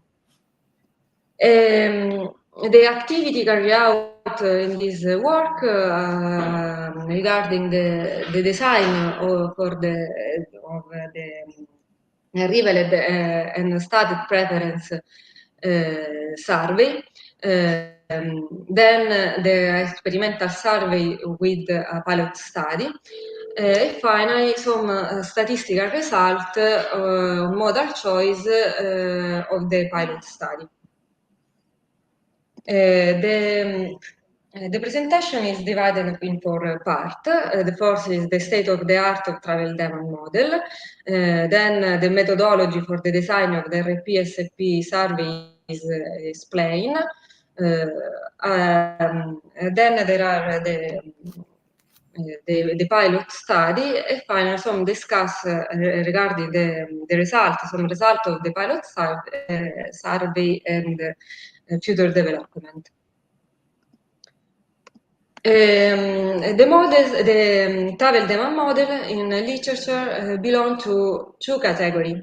Model that use statistical descriptive approach, which return an aggregate estimation of travel demand useful for large-scale study, and demand and models that use probabilistic behavioral approach for simulating the choice process of individual user, which return a disaggregate estimation of travel demand. As I said before, HSR demand is divided into three components. The first, the diverted demand, has effect in the short term. The second has effect, the induced demand has effect in the short and the medium term. The last one has effect in the long term, as a result of structural change in the territory where the new mode of service is introduced. So with the last one, it's not possible to analyze the direct effect on travel demand, but the indirect ones. For this reason, we choose to analyze the first two components, the diverted and the induced demand, because the diverted permit to analyze the competition between model alternative, and the induced permit the estimation of the direct increase in travel demand after the realization, after the introduced of a new mode of service. The methodological approach used to estimate transport demand involve collecting the information and travel behavior of the user before the realization of the new infrastructure or the introduction of the new service, and the behavior that the user would adopt after the realization of the new infrastructure or the introduction of the new service. For this reason,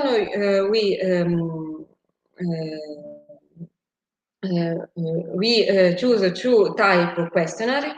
The river preference questionnaire permit to collect data of the behavior of the user in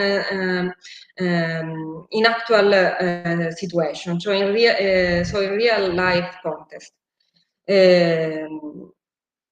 The static preference questionnaire permit to collect data about the user behavior in a hypothetical context, so realistic but not real.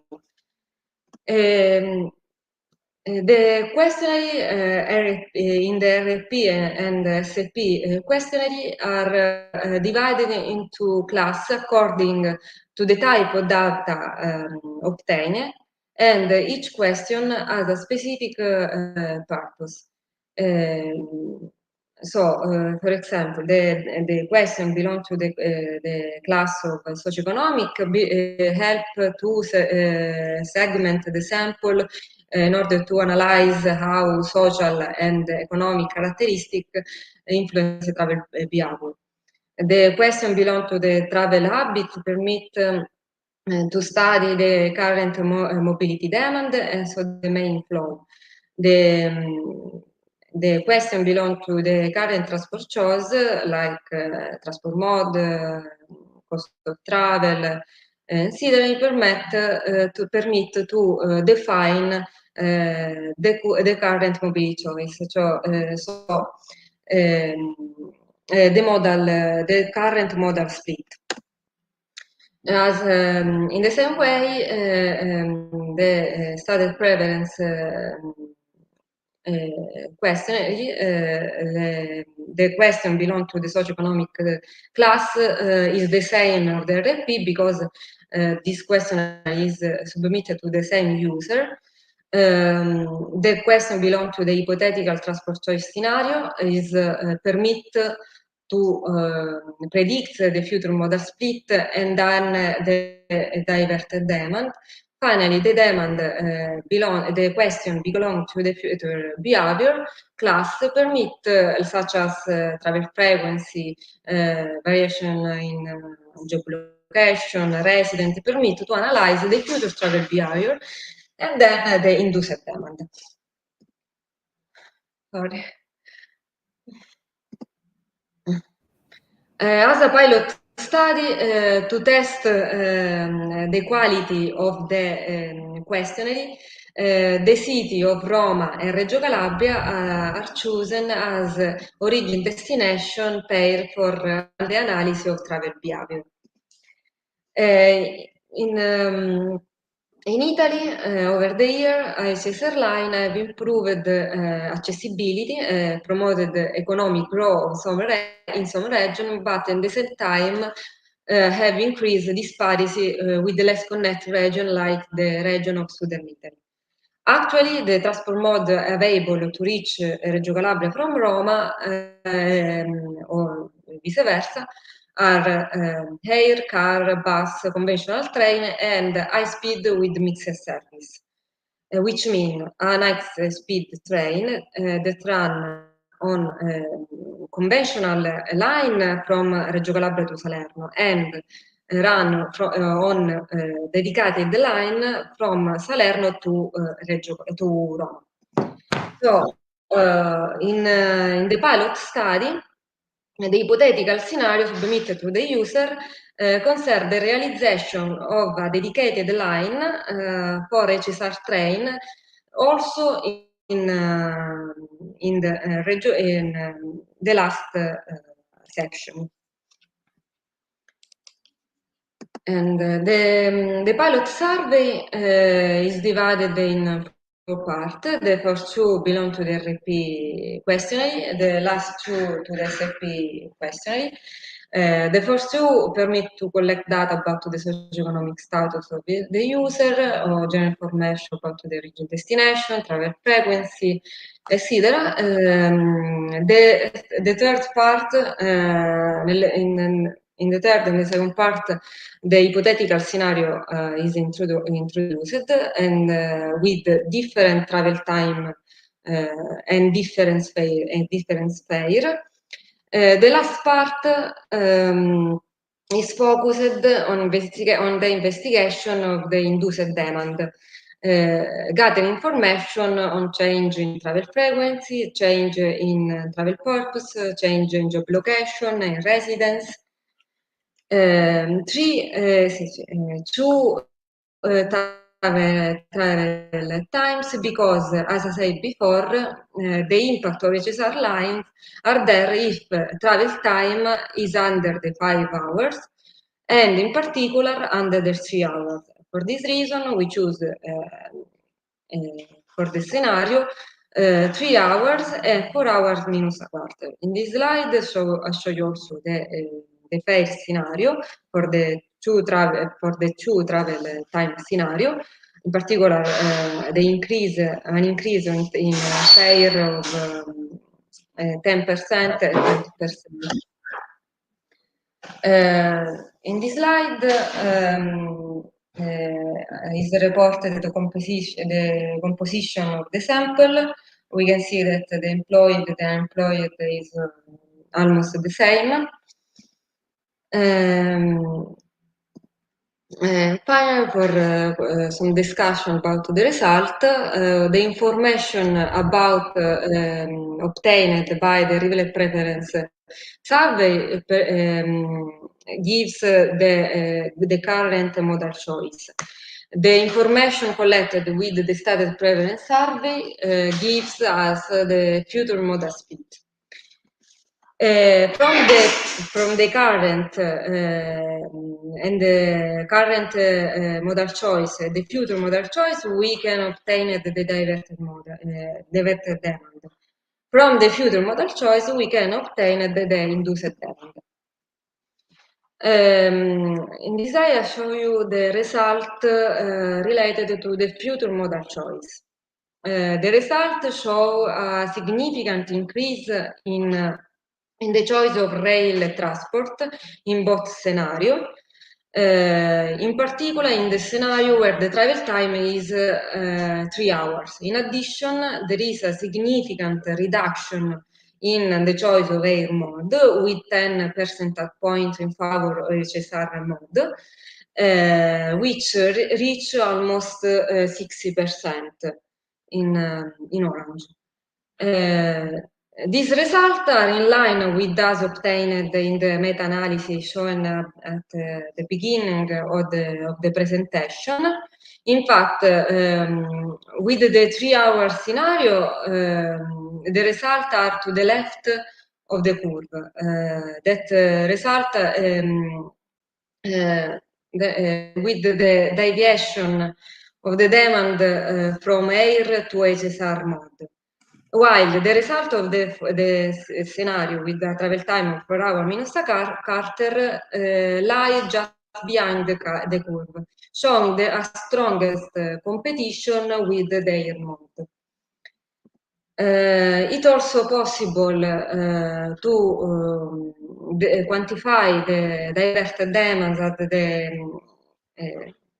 as a different between the modal split in the current situation and the future situation, and we can see that the major modal diversion is from car to HSR mode and from air mode only in the case of 3-hour scenario. And with regard to the increase in travel frequency, an increase of 36% was quantified in both scenarios. In conclusion, this work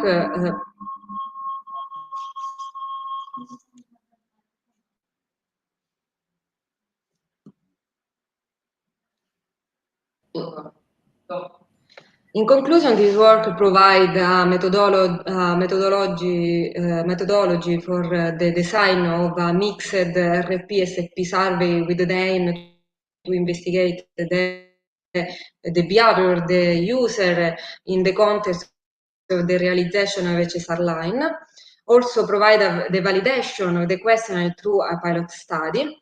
Currently, research is ongoing with the calibration of the behavior model for the estimation of the diverted and induced demand, and as a part of the MOST project, a survey is being carried out in airport and station of Calabria, Sicily, and Roma to validate this result and apply the behavioral model to the new data collected.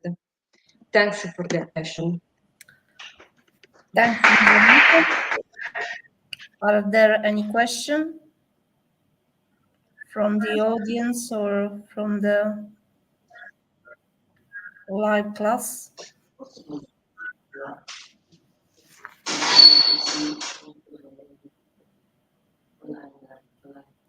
Okay, there is any question. We can continue with the second presentation titled Circular Economy in Rail Track, Estimating the Environmental Burden on the Use of Recycled Materials and the EOL Processing through Life Cycle Assessments. I invite the speaker to stay in the 15 minutes.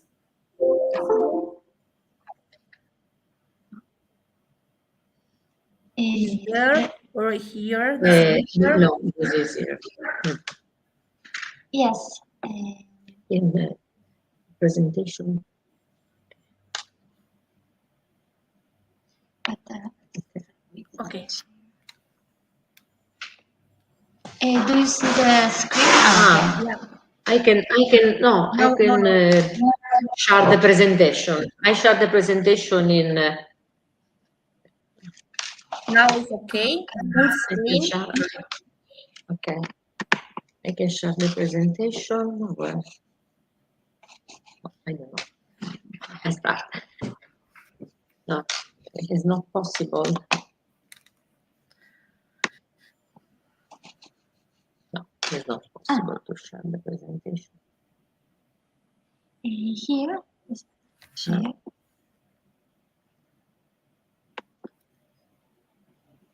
No. Window. Window. Entire screen. And is share. And I put here. Circular economy. Yes. Okay? Okay, but I don't think you can see it. Okay. Thank you, Mrs. Chair. Good afternoon, everyone, and welcome. I'm Marinella Giunta from University Mediterranea of Reggio Calabria. The paper I'm discussing today investigate the application of the principle of circular economy in the railway track system. In particular, the study addresses two main aspects: the use of recycled materials in the construction and in the maintenance of the track, and environmental considerations related to their end of life. Co-authors of this paper are Patrizia Frontera and Mohamed Ruiz from my department. This is the structure of the presentation: background, objective of the study, the life cycle assessment of the railway track component, ballast and sleepers, the results and discussion, and finally the conclusions. The railway sector plays a strategic role in the broader context of climate change mitigation in the transition toward a more sustainable mobility. In this framework, the adoption of the principle of circular economy in the construction and maintenance of the track is recognized as a key approach to minimize environmental impacts and optimize resource efficiency. Implementing sustainable practices such as the rational use of resources, the waste reduction, also the recycling can significantly lower the emissions and the energy consumption across railway infrastructure. In particular, relevant opportunities offered by the reuse of construction and demolition waste, with in Europe annually amount in 180 millions of tons. Recent study have also explored the replacement of the natural aggregates in railway ballast. Ballast is a layer of railway superstructures with recycled materials such as recovered ballast or steel slag, also steel slag. Steel slag is a byproduct of the steel industry with excellent mechanical properties.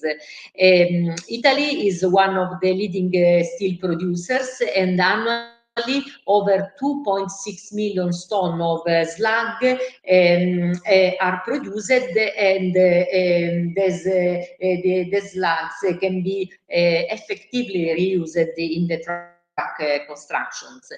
Additionally, also innovation in sleeper materials such as the use of recycled plastic, rubber, or low impact concrete can offer further potential for reducing carbon emission.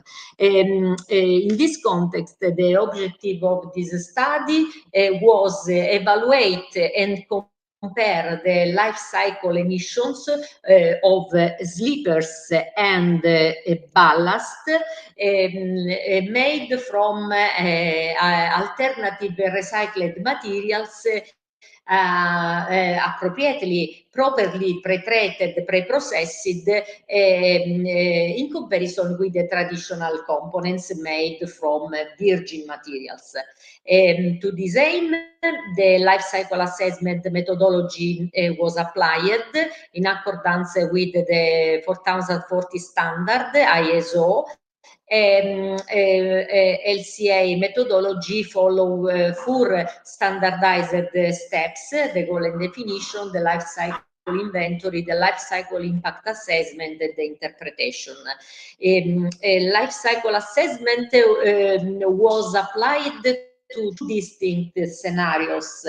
The base scenarios, in which it considers the production and use of virgin aggregates for sleepers and ballast, use of conventional sleeper and ballast, so made entirely with the virgin aggregates, with virgin materials, and the alternative scenario, which includes sleepers and ballast manufactured using recycled component such as steel slag and recycled materials, recycled ballast, recovered ballast from dismantled railway. The comparison seeks to determine whether the alternative ballast and sleeper are more friendly, environmental friendly than the base scenario. What are the innovation of this study? This study introduces 2 main innovations with respect to the existing literature on railway infrastructure and life cycle assessment. The first is the explicit consideration of the upstream processes associated with the use of recycled materials. Recycled materials need to be pre-processed before the integration into new production cycle, and this pre-processing produces impacts that must be considered, must be estimated. Another innovation is the detailed examination of the end-of-life phase, assuming scenarios in which both ballast and sleepers undergo recovery processes that enable their reintroduction into the construction cycle as secondary raw materials. Before carrying out the analysis of the system, the environmental analysis of the system, it's important to define 2 main elements in the life cycle assessment: the functional unit and the boundaries. Functional unit is the quantitative reference for the assessment of the performance of the environmental performance of the system, and usually when life cycle assessment is applied to railway study, a functional unit is expressed in terms of length of track. In this case, we assumed that the functional unit is 1 kilometer of single track line, specifying also the single track configuration. The time boundaries fixed is 30 years of operational of the track, while regarding the life cycle system boundary models, we implemented two boundary models: the cradle to gate. Cradle to gate is a life cycle assessment that only considers the resource extraction up to the construction site, extraction of raw materials, and arrive of the component of the railway track to the construction site. This is the gate. End of life is an assessment of the dismantling to grave, where the end-of-life disposal phase coincides in this case with the recycling process that make the materials and components reusable for another products. In this way, the loop is closing. This is the mean of the circular economy.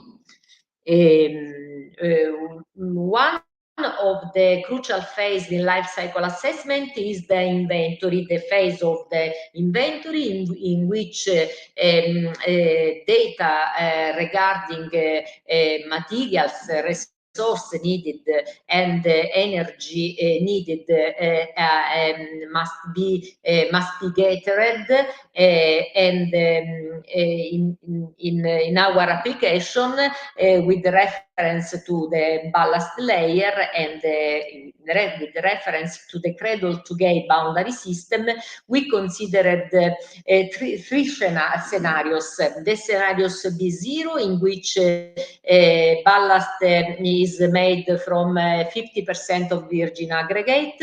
Scenario B1, 50% virgin aggregate, 50% recycled aggregate, and scenario B2, 50% virgin aggregate, 25% recycled aggregate, and 25% steel slag. The quantity of the components of the ballast for each scenarios are reported in the tables in the left side of the slide, together with the energy required for my primary production. Regarding the end-of-life phase, end-of-life boundary system of the ballast, the modeling take into account the following aspects: the transport of the recovered ballast to the treatment site via Euro 5 lorry for the 40% of the distance and by train for the remaining 60%, and the power supply for the machine used for the treatment of the ballast. Also, in this case, the quantities are reported in the table in the left, in the right side of the slide. Here are reported in this slide are reported the inventory for the sleepers. For sleepers in cradle-to-gate boundary system, we considered two scenarios: the scenario S0, traditional sleepers, and the scenario S1, modified sleepers. That means sleepers constructed using recycled materials from the end of life of the ballast. The aggregate of the concrete are made from the recovered ballast or from the sleeper, dismantled sleepers themselves, instead of virgin aggregate. The table in the left reports the quantity for the two scenarios, and quantity, transport, and energy required for primary production. And regarding the end of life, also in this case, two aspects were considered: the transport to the treatment side with the 50% of the distance covered by Euro 5 lorry and 60% by train, and the power supply for the machine needed to treat the sleepers.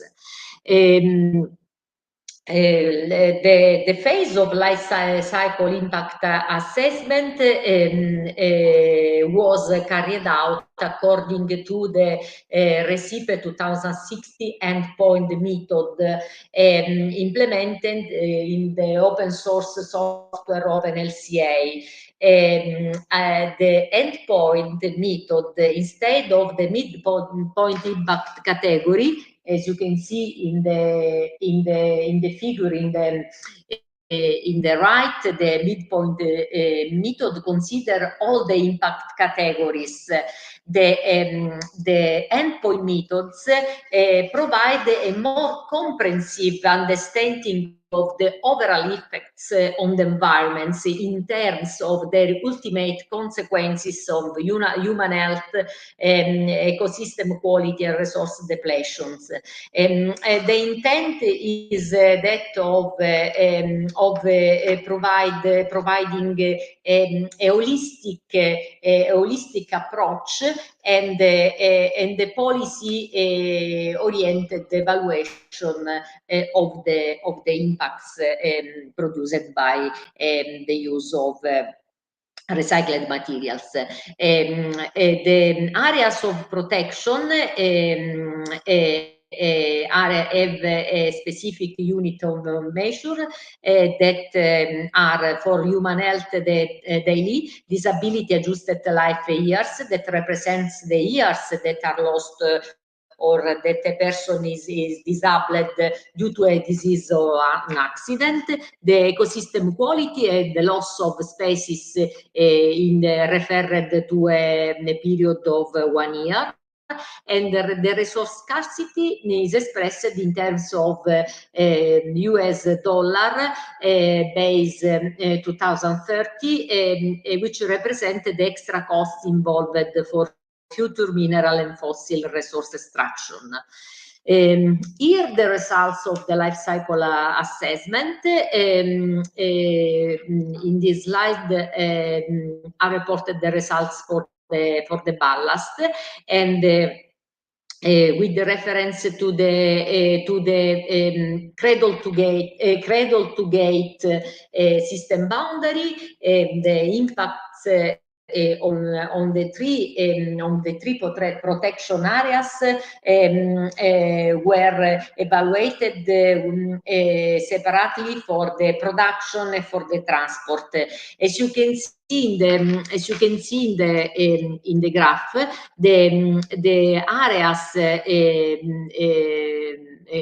impacted, predominantly impacted, is the areas of natural resources, because the production ballast obviously require the extraction of resources. The choice of the virgin aggregates or recycled aggregates, scenarios B1 and B2, produce a mitigation of the impact in this area of protection. The similar trend can be observed also for the transport. Also in this case, the areas of protection most impacted is the natural resources. In this graph, in the right side is explained in percentage terms the contribution of production and transport phase on the impacts in the areas of protections. As you can see, as for natural resources, impacts are predominantly produced by the production of the ballast, while for human health and ecosystem in the different scenarios, the contribution are almost equal, balanced. In this slide are reported the results for the sleepers.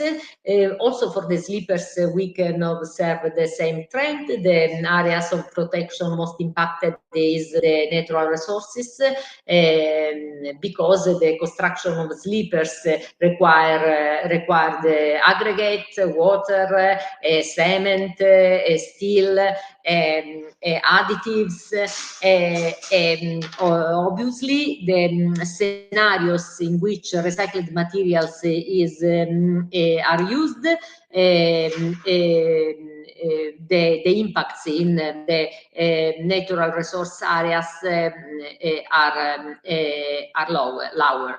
In this this graph for the areas of protections, natural resources, human health and ecosystem, for the different scenarios, it's possible to observe the contribution of the materials to the impact. So as for natural resources, the additives produce the main impact on natural resources, followed by the steel and the cement. For human health, the major contribution to the impacts is provided by the steel. The production of steel produces many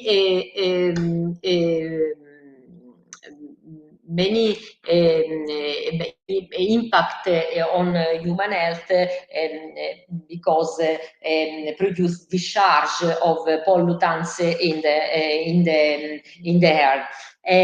For ecosystem, the great impact, the major impact is related to the cement and the steel, but also on the additive.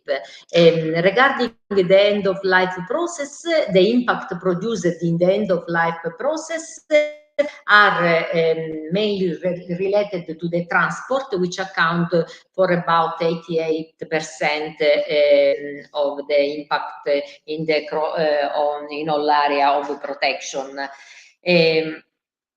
The analysis carried out reveal a complex interplay of factors influencing various impact categories, highlighting the need for a holistic approach to sustainable railway infrastructure development. In particular, the study demonstrates that regarding material selection affects significantly the overall environmental impact, and this underscores the importance of carefully consider a full environmental profile of both virgin and recycled material and optimize their processing to minimize the negative consequences. The transportation emerges as a critical factor impacting the overall environmental footprint, and this emphasizes the needs for optimizing logistics, explore alternative transportation mode, and potentially redesign the supply chain to minimize transportation distances and emissions. The manufacturing processes themselves, particularly for the key component, cement and steel in slipper production, contribute significantly to various environmental impact. This indicates the potential for further improvements through technological advancement and the adoption of more friendly production methods. The end-of-life management significantly impact on the overall environmental performance, and this provide a suggestion that a comprehensive strategy for management the end-of-life phases of both ballast and slipper is essential to minimizing the environmental burdens. In conclusion, achieving truly sustainable railway infrastructure requires a holistic approach that integrates material selection, manufacturing processes, transportation optimization, and efficient end-of-life management strategies. There is an interlocking for the transition to more circular economy in railway track system, basically due to the use of recycling material instead of virgin material, and avoiding in this way also the landfill of the dismantled materials. The limitation of this study are primarily related to the use of a case study with specific parameters set for this context. But the results remain valid because offer meaningful insight and highlight key trends that are applicable to similar scenarios. Also, this study was carried out within the MOST is the National Center for Sustainable Mobility, Rail for and SPOC for Railway. Thank you for your attention. Thanks, Marinella Giunta. Any question? Any question from the audience? No? We can continue Solidus workshop with the third research titled Comprehensive Railway Track Monitoring Using a Manned Aerial System and Building Information Modeling with author Marinella Giunta, Vincenzo Barrile, Giovanni Leonardi, and Emanuela Genovese. I invite the speaker to share the slide. Thank you again, Mrs. Chairman. Thank you again, Tiziana. Also, this work deals with the railway track, but under another point of view. The point of view of the monitoring of its condition. In particular, we explored the combined use of a manned aerial system, typically in this case the drone, and the building information modeling. I will start the presentation with the motivation, then I will describe the objective of the study, the proposed methodology, the case study, the results, and finally the conclusions. Why do we explore new technology for monitoring? The rapid expansion of railway infrastructure. Maria Luisa, in her presentation, shows significant figures on the new railway line or railway line in construction in the world. Also, the aging of the existing railway infrastructures require faster, safer, and more accurate condition monitoring methods. The traditional inspection, especially the manual inspection, are labor intensive, time consuming, also prone to human errors. To overcome these drawbacks, new monitoring methods have been developed in the last years, and among that, the drones have emerged as a game changer. Drones is provided to be cost-effective, accurate, and versatile solution for railway application, enabling efficient track monitoring, defects detection, and obstruction identification. Drones equipped with high-resolution camera, LiDAR, or other sensors are particularly effective for assessing, in example, regauge, alignment, surface defect, but also in inspecting the critical structure of the railway infrastructure, such as bridges and tunnels, or detect the presence of vegetation, of obstruction in the track.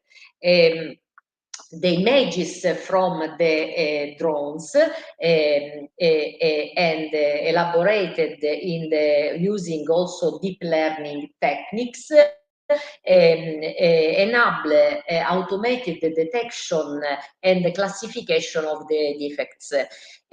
This digital transformation plays a key role in enhancing predictive maintenance. This is the context, and in this, starting from this context, the objectives of the study were propose a methodology for monitoring the track condition using the images captured by a drone equipped with a camera, reconstruct made a 3D reconstruction of the track and within a BIM environment. And by means a case study, investigate the benefit and the challenges of using drones for railway track condition monitoring. The proposed methodology for to do this consists of 3 main steps. The first step is the data collection. In this step, the survey is planned for optimizing the time and the cost.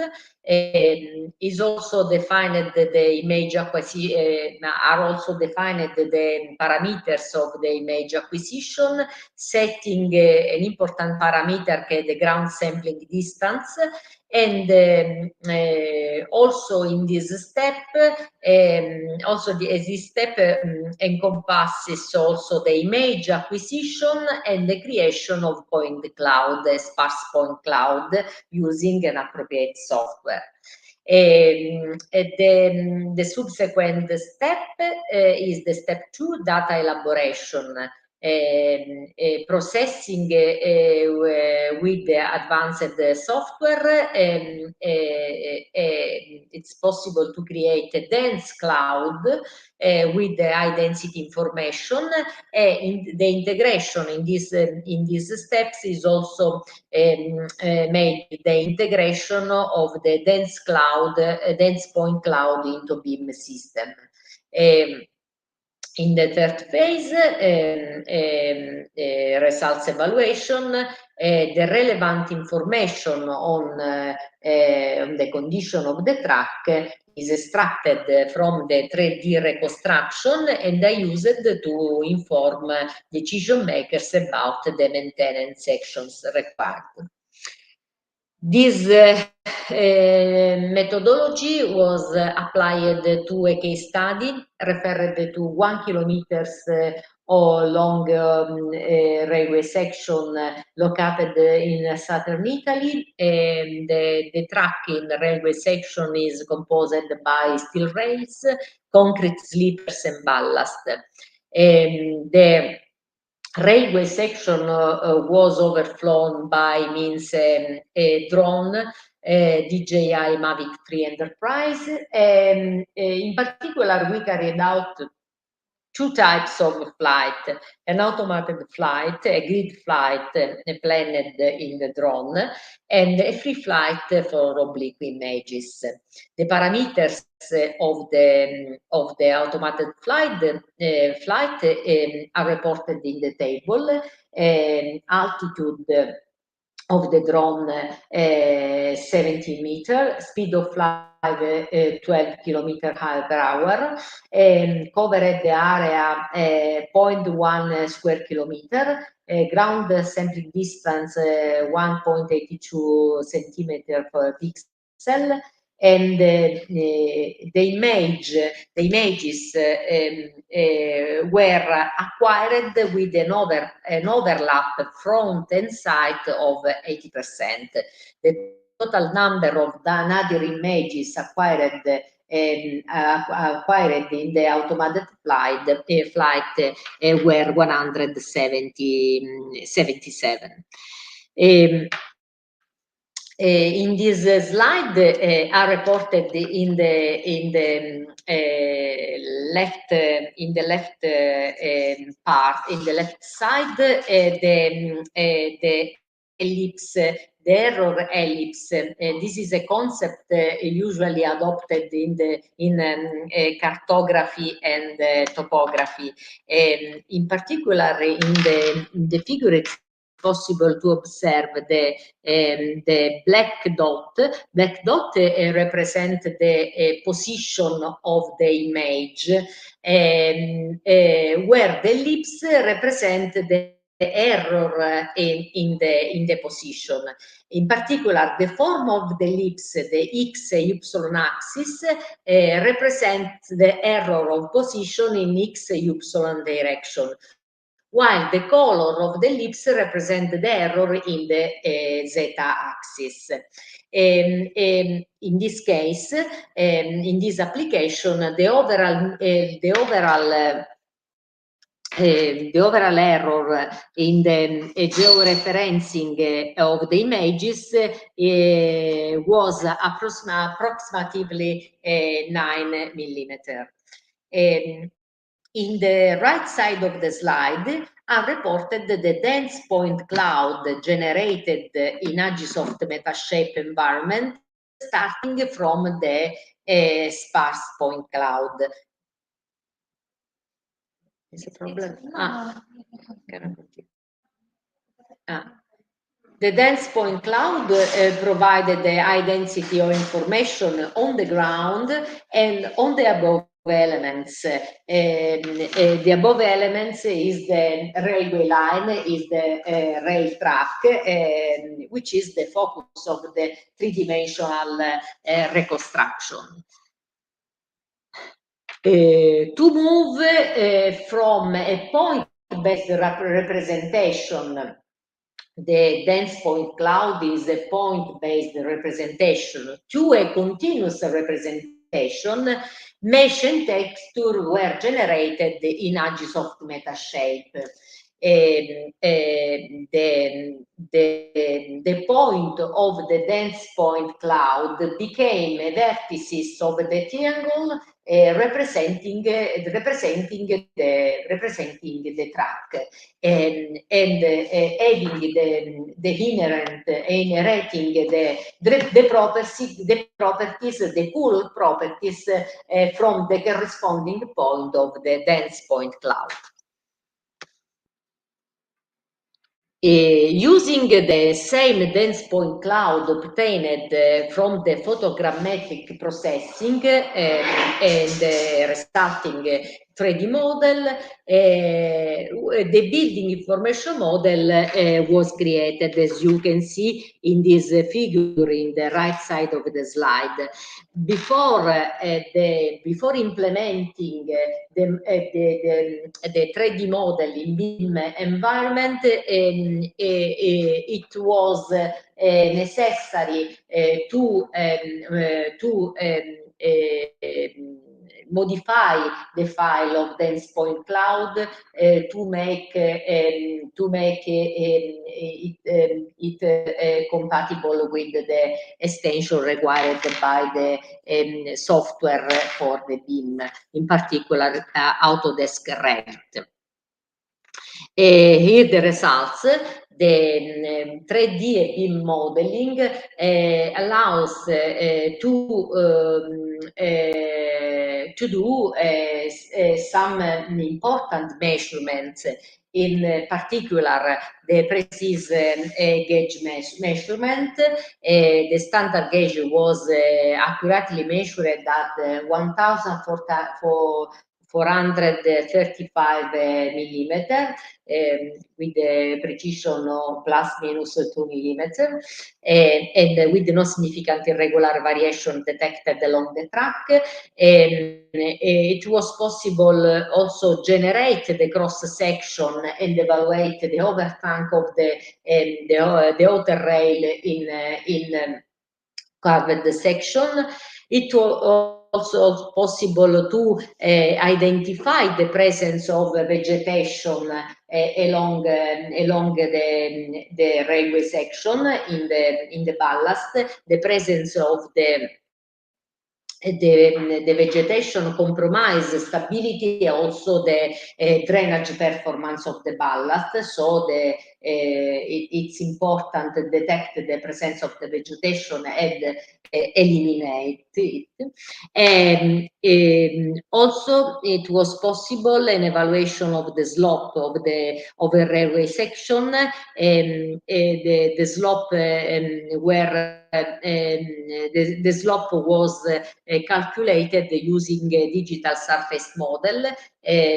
We estimated the slope of 10 per mile. 1% of slope. In conclusion, the use of drones has shown great potential for railway track monitoring, providing a fast and efficient solution for acquiring detailed condition data. The processing enabled the creation of highly accurate 3D model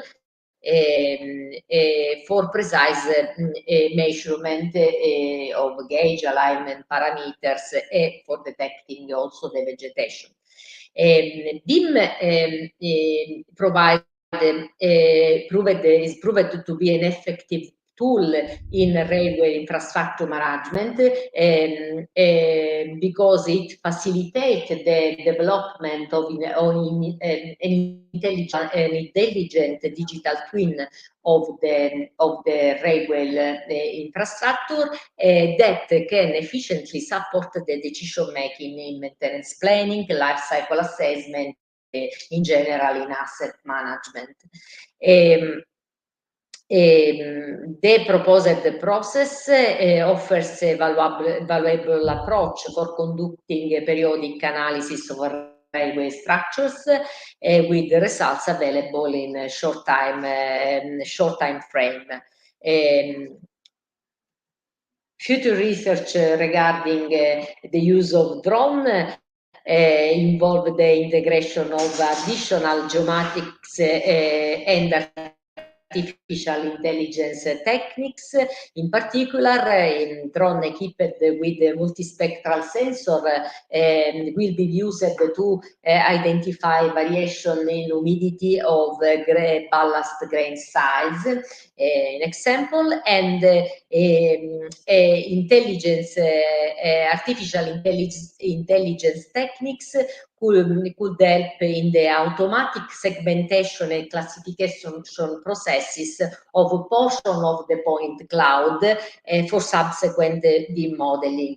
Portion related to the various components. It's possible to, the segmentation allows to create a model for the rail, a model for the sleepers, a model for the ballast. Thank you for your attention. Thanks, Marinella, for your presentation. Any question from the audience? Non c'è più collegato nessuno? Yet we can continue with the fourth presentation titled Estimating the Run Choice Behavior in High-Speed Rail Mode Services, a revealed preferred survey with author Giuseppe Musolino and Domenico Sgro. I invite Giuseppe to share. Good morning. Okay, Giuseppe. Okay. Good morning. Hey, just one moment because we have a problem with the HDMI cable. Just 1 minute. Okay. Oh, good afternoon. Could you hear me? Yes. Oh, okay, perfect. It's okay. Okay, it's fixed. Thank you. Does the slide advancing the slide? Not yet. You need to put on full screen. Yes. Is not yet. You can see the first slide now. Yeah, only the first.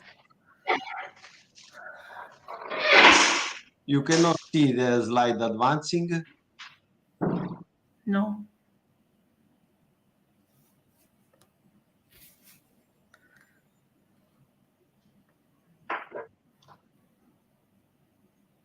And now, sorry, now?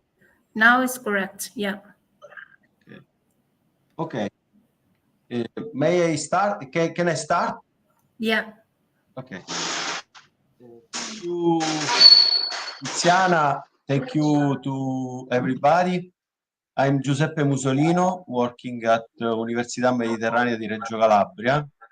This work is authored with Domenico Sgro, which is a PhD student. The topic concerns the estimation of run choice behavior in the behalf of high-speed rail content. The focus is on the diverted demand, that what is called in the literature diverted demand, or in mode service choices. And the presentation deals with an ongoing work concerning the building of a revealed preference survey. Before going ahead, some few words. Would you see the second slide? Yeah. Yes. Okay. Some few words about the project where this work is carried out. The project is a big Italian project called National Center of Sustainable Mobility, participated by many universities and companies. Our research group in Reggio Calabria is located in one thematic area dealing with the rail transport. In particular, we are working with some partners in a working area which is called Sustainable Development of Corridors. The group, the research group, is structured as follows, where there are two departments of University of Reggio Calabria, and then University of Rome, and then a bank, which is Intesa San Paolo, with a research center, Studi Ricerca e Mezzogiorno. What is the main goal? The goal of our work is to increase the capacity of TEN-T RFC corridors in Italy, optimizing technical and technology solution, respecting the three pillars of sustainability and with a special focus on southern Italy. There are different lines of research that our group is carrying out. The presentation of Marinella Giunta, or Professor Marinella Giunta, deals with some research line connected to the railway infrastructure, while the work presented by Maria Luisa Moschella in this presentation focus on the analysis of high-speed rail demand. To pursue sustainable development, you can see the sentence underlined with the red line. So there is also I would like to stress that the whole project has a main goal to try to identify the criticalities in Italy, that in order to identify and propose some solution in order to reduce the north-south divide. Okay, then we go to the presented work, the work of the presentation, and as I said, we deals with methodological and modeling tools to assess travel demand, in particular a segment of travel demand that is called diverted, and inside this segment the choice of mode, run, and services in high-speed rail. The activities concern the building of a revealed preference surveys and the design of a questionnaire which investigate the main behavioral variables of HSR travelers.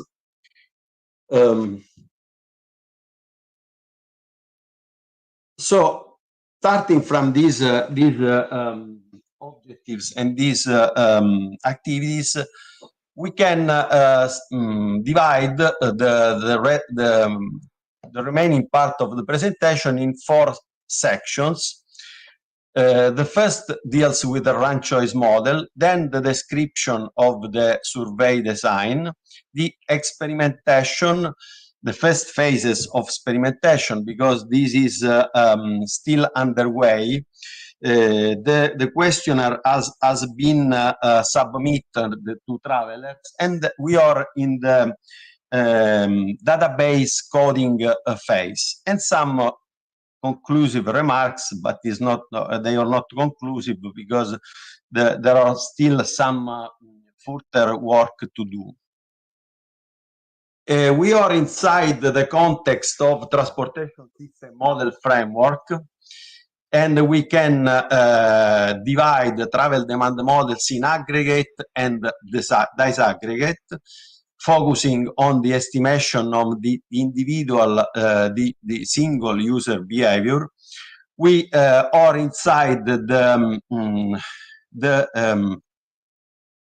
theory, the discrete choice theory, and as I said, we are analyzing the diverted demand component. That is one component of the accepted segmentation in literature that consider 3 elements: diverted, induced, and economic based. And I don't have time to go into the detail. And then there are this estimation is generally supported from surveys, and we are in the field of revealed preference survey. The survey, this is another classification of survey methods. In general, we have some activities to be done, like in the identification of location, the sampling, and the building of the questionnaire, and we can have different results according to aggregate or disaggregate approach. This is the segmentation of stated preference and against revealed preference. I don't go into the details because the presentation of Maria Luisa Moschella deals with this element. And the model specification is that we are going to adopt is a classical now specification based of random utility theory. Is a binomial logic model with a systematic utility, which is a linear combination of parameters and attributes. We can go in describing the design. The design of the survey, the questionnaire was built. A questionnaire was built that is this is a general segmentation that we adopted. We have many sections of the questionnaire. The section 0 deals with some elements about the location of interviews and the characteristic of the services in terms of runs and so on. The section 1 deals with the data about the socioeconomic data about the respondents. Section 2 is a section dealing with question in order to know some characteristics of trips, purpose, frequency, and other information connected with the activities done at the destination area. The section 3 is a section dealing, aiming to capture some information about how the travelers, which level of quality the travelers assess to the company and to that they use it for doing the trip. Then other elements in section 4, A and B, concerning specific information about some important times, information about times, departure time, for example, and time necessary to have access to the railway station from the origin point, and the time necessary to egress from the railway station towards the destination area. And then there is in the section 4B a specific group of questions concerning the characteristic of the tickets bought from the travelers. There is a variety of tickets offered by, for example, the HSR companies in Italy, how we can see in the next section. So and we know that the level of tickets changes dynamically as the day of ticket purchase is approaching to the day of the trip. So this area is aims to gather this time of information from the travelers. The experimentation, as I said, we identified as domain the relationship between Rome and Milan, which are the two main cities in Italy, in the northern part, central and northern part of Italy, and is the line where the two HSR companies are operating, with a high number of runs per day. The two companies of Trenitalia with Frecciarossa service and TV Italo. And then there are there is also some competing mode. There is an airline company operating from two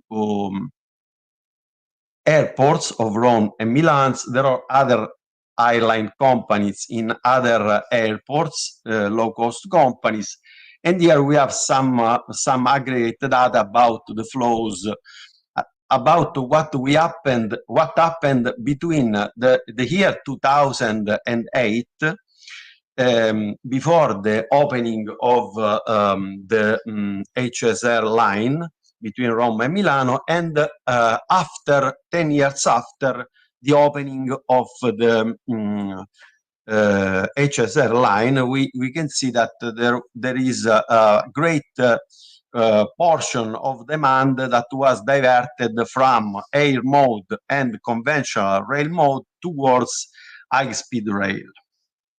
This is the aggregate numbers that we can observe before and after the railway opening. the HSR railway opening between Rome and Milan. So we will having identified this geographical domain, we defined the questionnaire. We operate the sample design by quantifying 400 total questionnaire in both direction, and trying to do a segmentation among workers and not workers, gender segmentation, and also trying to segment, do a segmentation for each day of the week, trying to imposing some lower thresholds. This is a flow chart describing the activities. Now we are in the phase where the questionnaire has been submitted to travelers in a period which is defined, and we are in the phase of database coding. The next step concern the calibration of run choice models in order to obtain calibrated models in order to support the evaluation of the situation. And this is the expected results that we would like to obtain with this kind of survey. But there is another parallel survey, another parallel activity that is where Domenico Sgro is involved in his PhD, which concern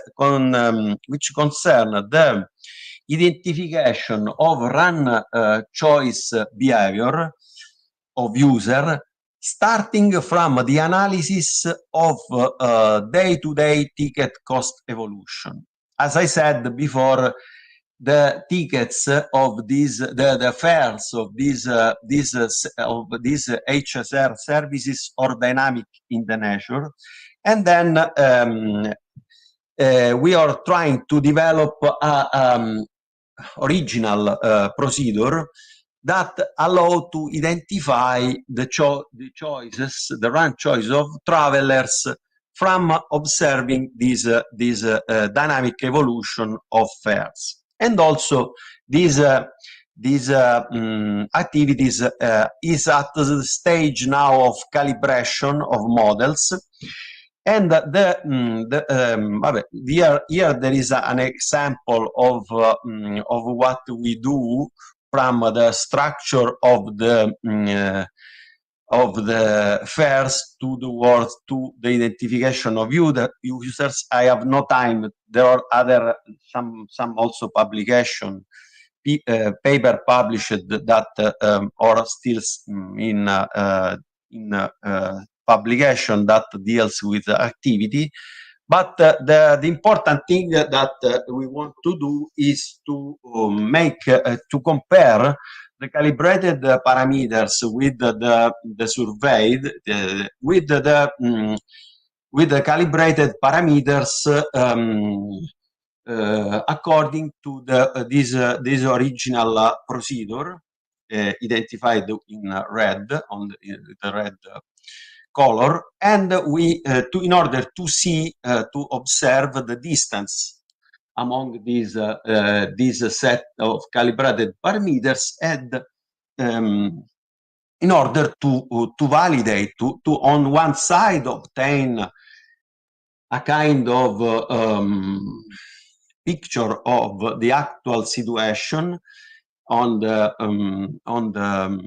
the existing services, and on the other side, on the red side, the red color procedure, validate the procedure. Okay, this is what I said before. Quindi to validate after the calibration, validate the original procedure that has been proposed. And this is very important for us in order to have a result about the validity of the proposed procedure. As a conclusive remark, there are many open questions. The building of the models, as I said, with the survey, and then also as I said, the integration of the two parallel procedures that are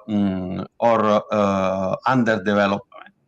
As I said at the beginning of the presentation, the work is done, is part of this big research, and this is the end of my presentation. Thank you to everybody. Thanks, Giuseppe, for your presentation. Are there any questions from the audience? Not yet. We are running late.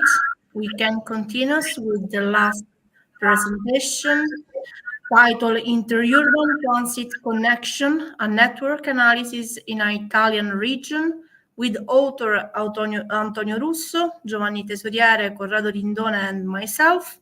And I invite Antonio Russo to share the screen.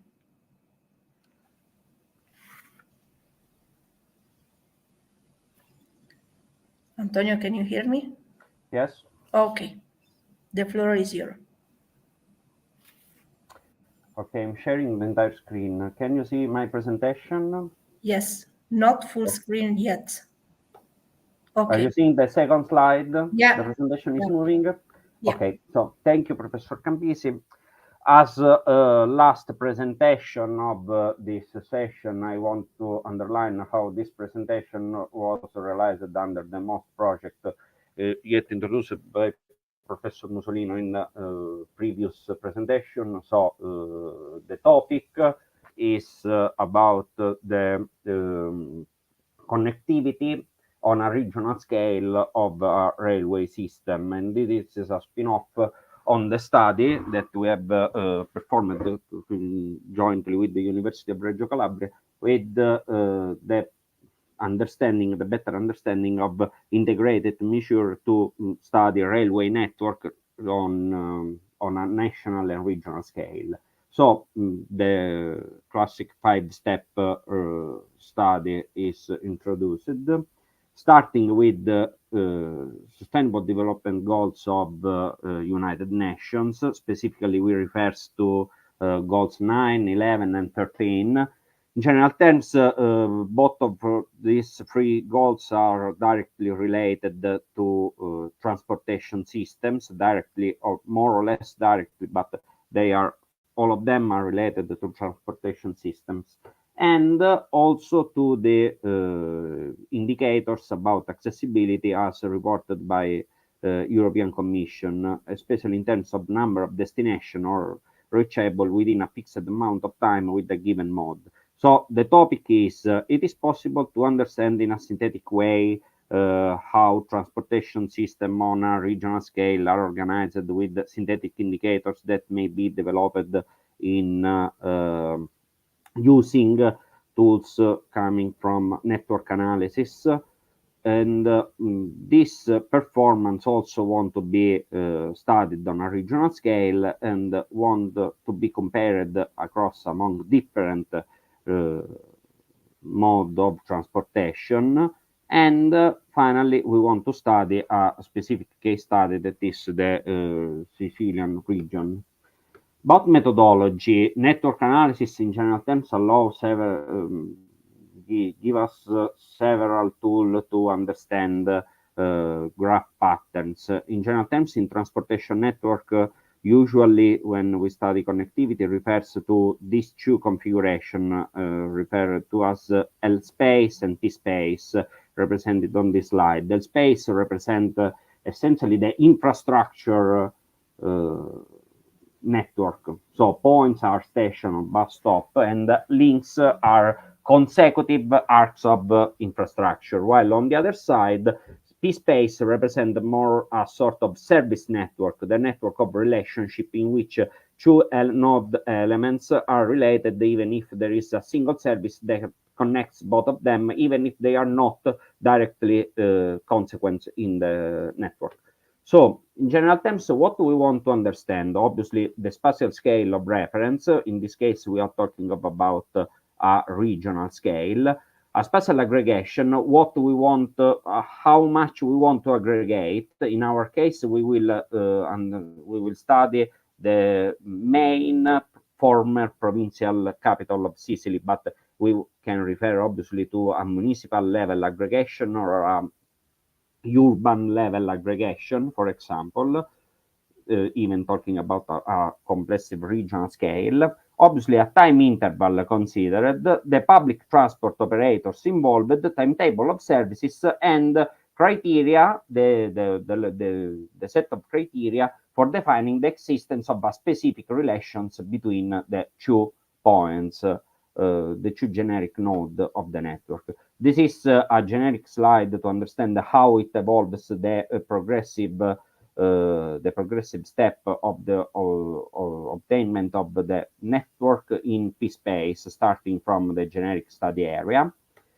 And the main indicators studied are them. We will work only on P-space because, as you can understand, problem in L-space are often problems related to infrastructure and operator problems, while P-space, representing a direct connection, in our case, allow to understand what is the user point of view on the supply system. So we can, it is more useful to understand accessibility problem.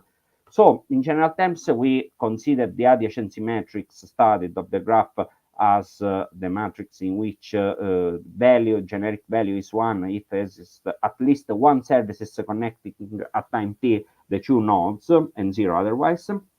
The three indicators study are degree centrality, that represent the number of direct connection from the generic node E to other node J of the network. Strength centrality, that represent the weighted part, the weighted upgrade of degree centrality, because some connections in degree centrality are counted as 1 independently to the node J with which node E is connected. While strength centrality, in our case, the weight is the frequencies, both inbound and outbound frequencies are considered. Finally, constrained degree centrality was introduced in the study to understand how degree centrality modifies itself considering different time cutoff, temporal cutoff terms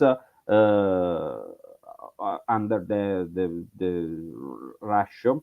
Means that both of values are scaled under the total number of nodes possible, obviously -1, because they represent the total potential connection of the network.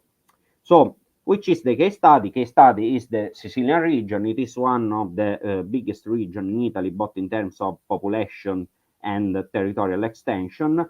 We have 9 former provinces, which whose capital city are our currently focus, is our level of territorial aggregation.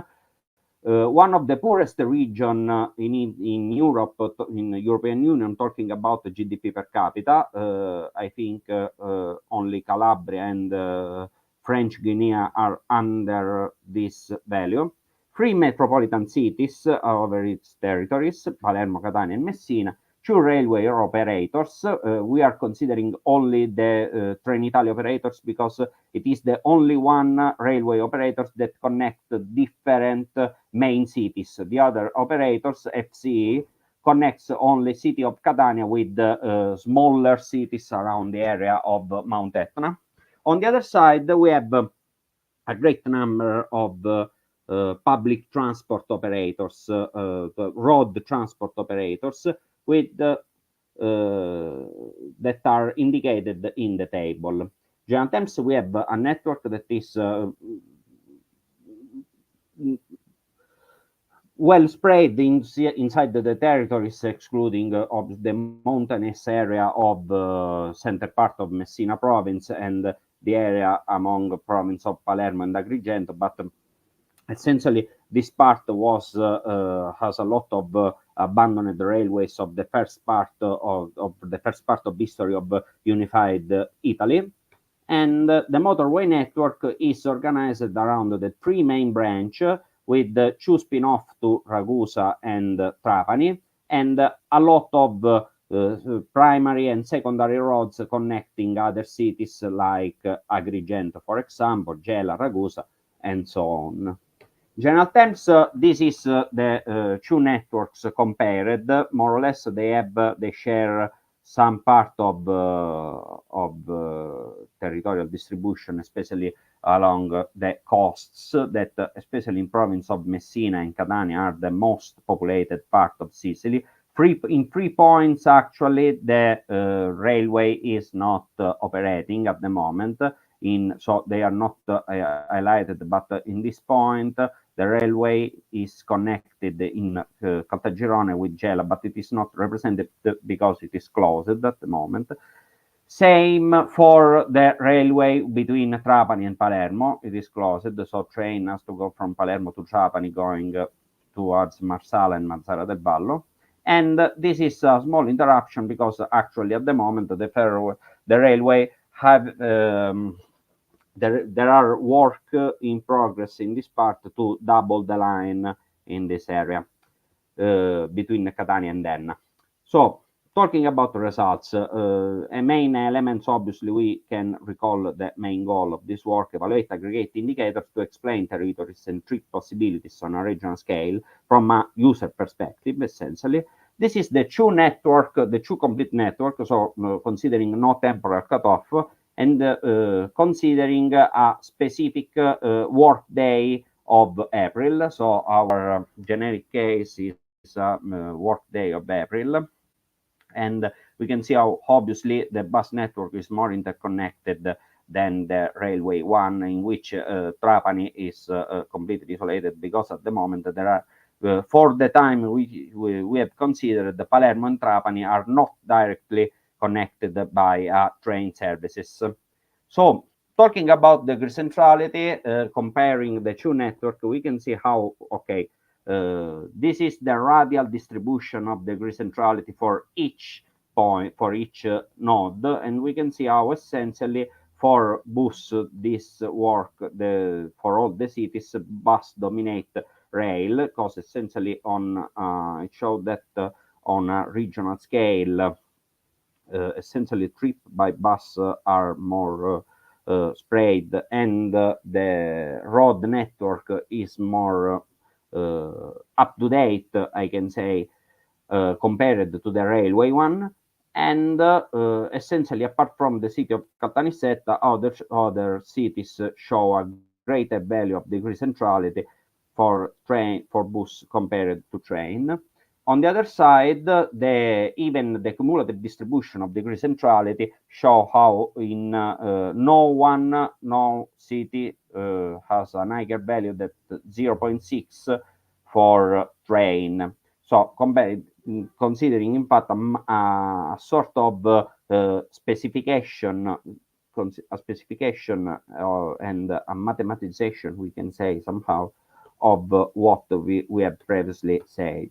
Talking about the strength centrality, so the sum of frequencies of services, the sum of relationship of services, highest value are from bus in Catania and Palermo, the two metropolitan cities, and for all of them, bus value is higher than train values. Let's consider also that this value, Catania and Palermo, are obviously related to the one aspect. Catania and Palermo are the most populated cities in Sicily, and at the same time, they have international scale airport. So a lot of connections from other city to Catania and Palermo are for multimodal purpose.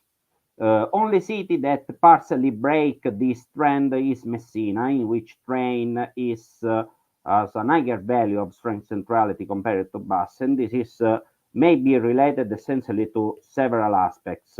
I take them up another time, because essentially Messina has a position in which the orography of territory is mountainous, and the great part of the population of the province lives along the coast. So also compared with another aspect in which the double red line is the double electrified line of railway. The line insisting on the city of Messina are essentially both of them with double binaries and electrification. So it is the point in which services are somehow better compared to other parts of Sicily. And also, obviously, the connection with the Strait of Messina from and so with the mainland Italy, with comes pass through Messina. So for both branches of railway converge in Messina towards the mainland Europe and Eurasia continental mass. So this is the last indicator, but probably one, I don't know if the most important one, but sometimes significantly, because we wanted to study a delta at time cutoff of 2 hours. So we proposed the degree centrality considering sort of preliminary case of sensitivity analysis, considering a travel of 2 hours, a travel time of 2 hours, because it is somehow compatible with a daily work trip based trip, work on work based trip. So in this case, we can see a severe degradation of the value compared to other city, compared from considering a train with a delta of 2 hours, and same we can say for the bus. Okay, in general terms, some relations have great travel time because of distances. For example, Ragusa to Trapani, obviously has a travel time higher than 2 hours. But in other cases, in most cases, there's this degradation of value starting from the general case and going into the time cutoff case. This degradation is probably connected to the state of the actual state of the supply system, both infrastructural and talking about services. So the discussion, okay, the three elements have been connected. Degree centrality, in fact, underlines how the most connecting nodes of the network are the three referring to the three metropolitan cities. Strength centrality for bus mode is higher for all the cities considered, excluding the case of Messina for the reason we have already discussed. And finally, constrained degree centrality highlights a significant general worsening of values for all the connections considered. Obviously, dominance of the bus network, of the railway network, as previously said. Cities completely unconnected, as the Trapani railway Trapani case previously discussed. And obviously, elements related to the generic shift towards a private car that is often somehow mandatory in Sicily for a lot of their relations considered, even on a daily basis. Finally, several future developments are proposed. The extension of to other mode of transport is possible, but we have to consider that the nodes should remain the same if we want to compare the two different networks.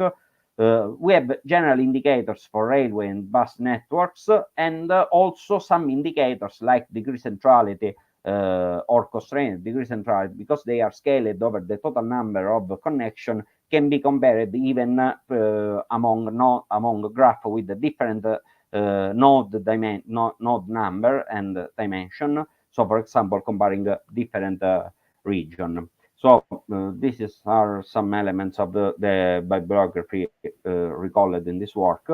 Acknowledgements for the MOST project, as previously said. And finally, thank you for the attention. Thanks, Antonio. Are there any questions?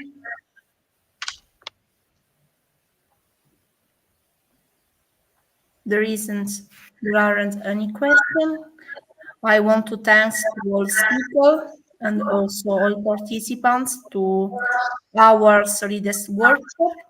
And I close the proceedings of the Solidest workshop. See you soon. Have a nice day to all. Thank you. Thank you.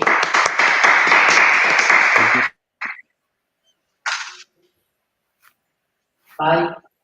Bye.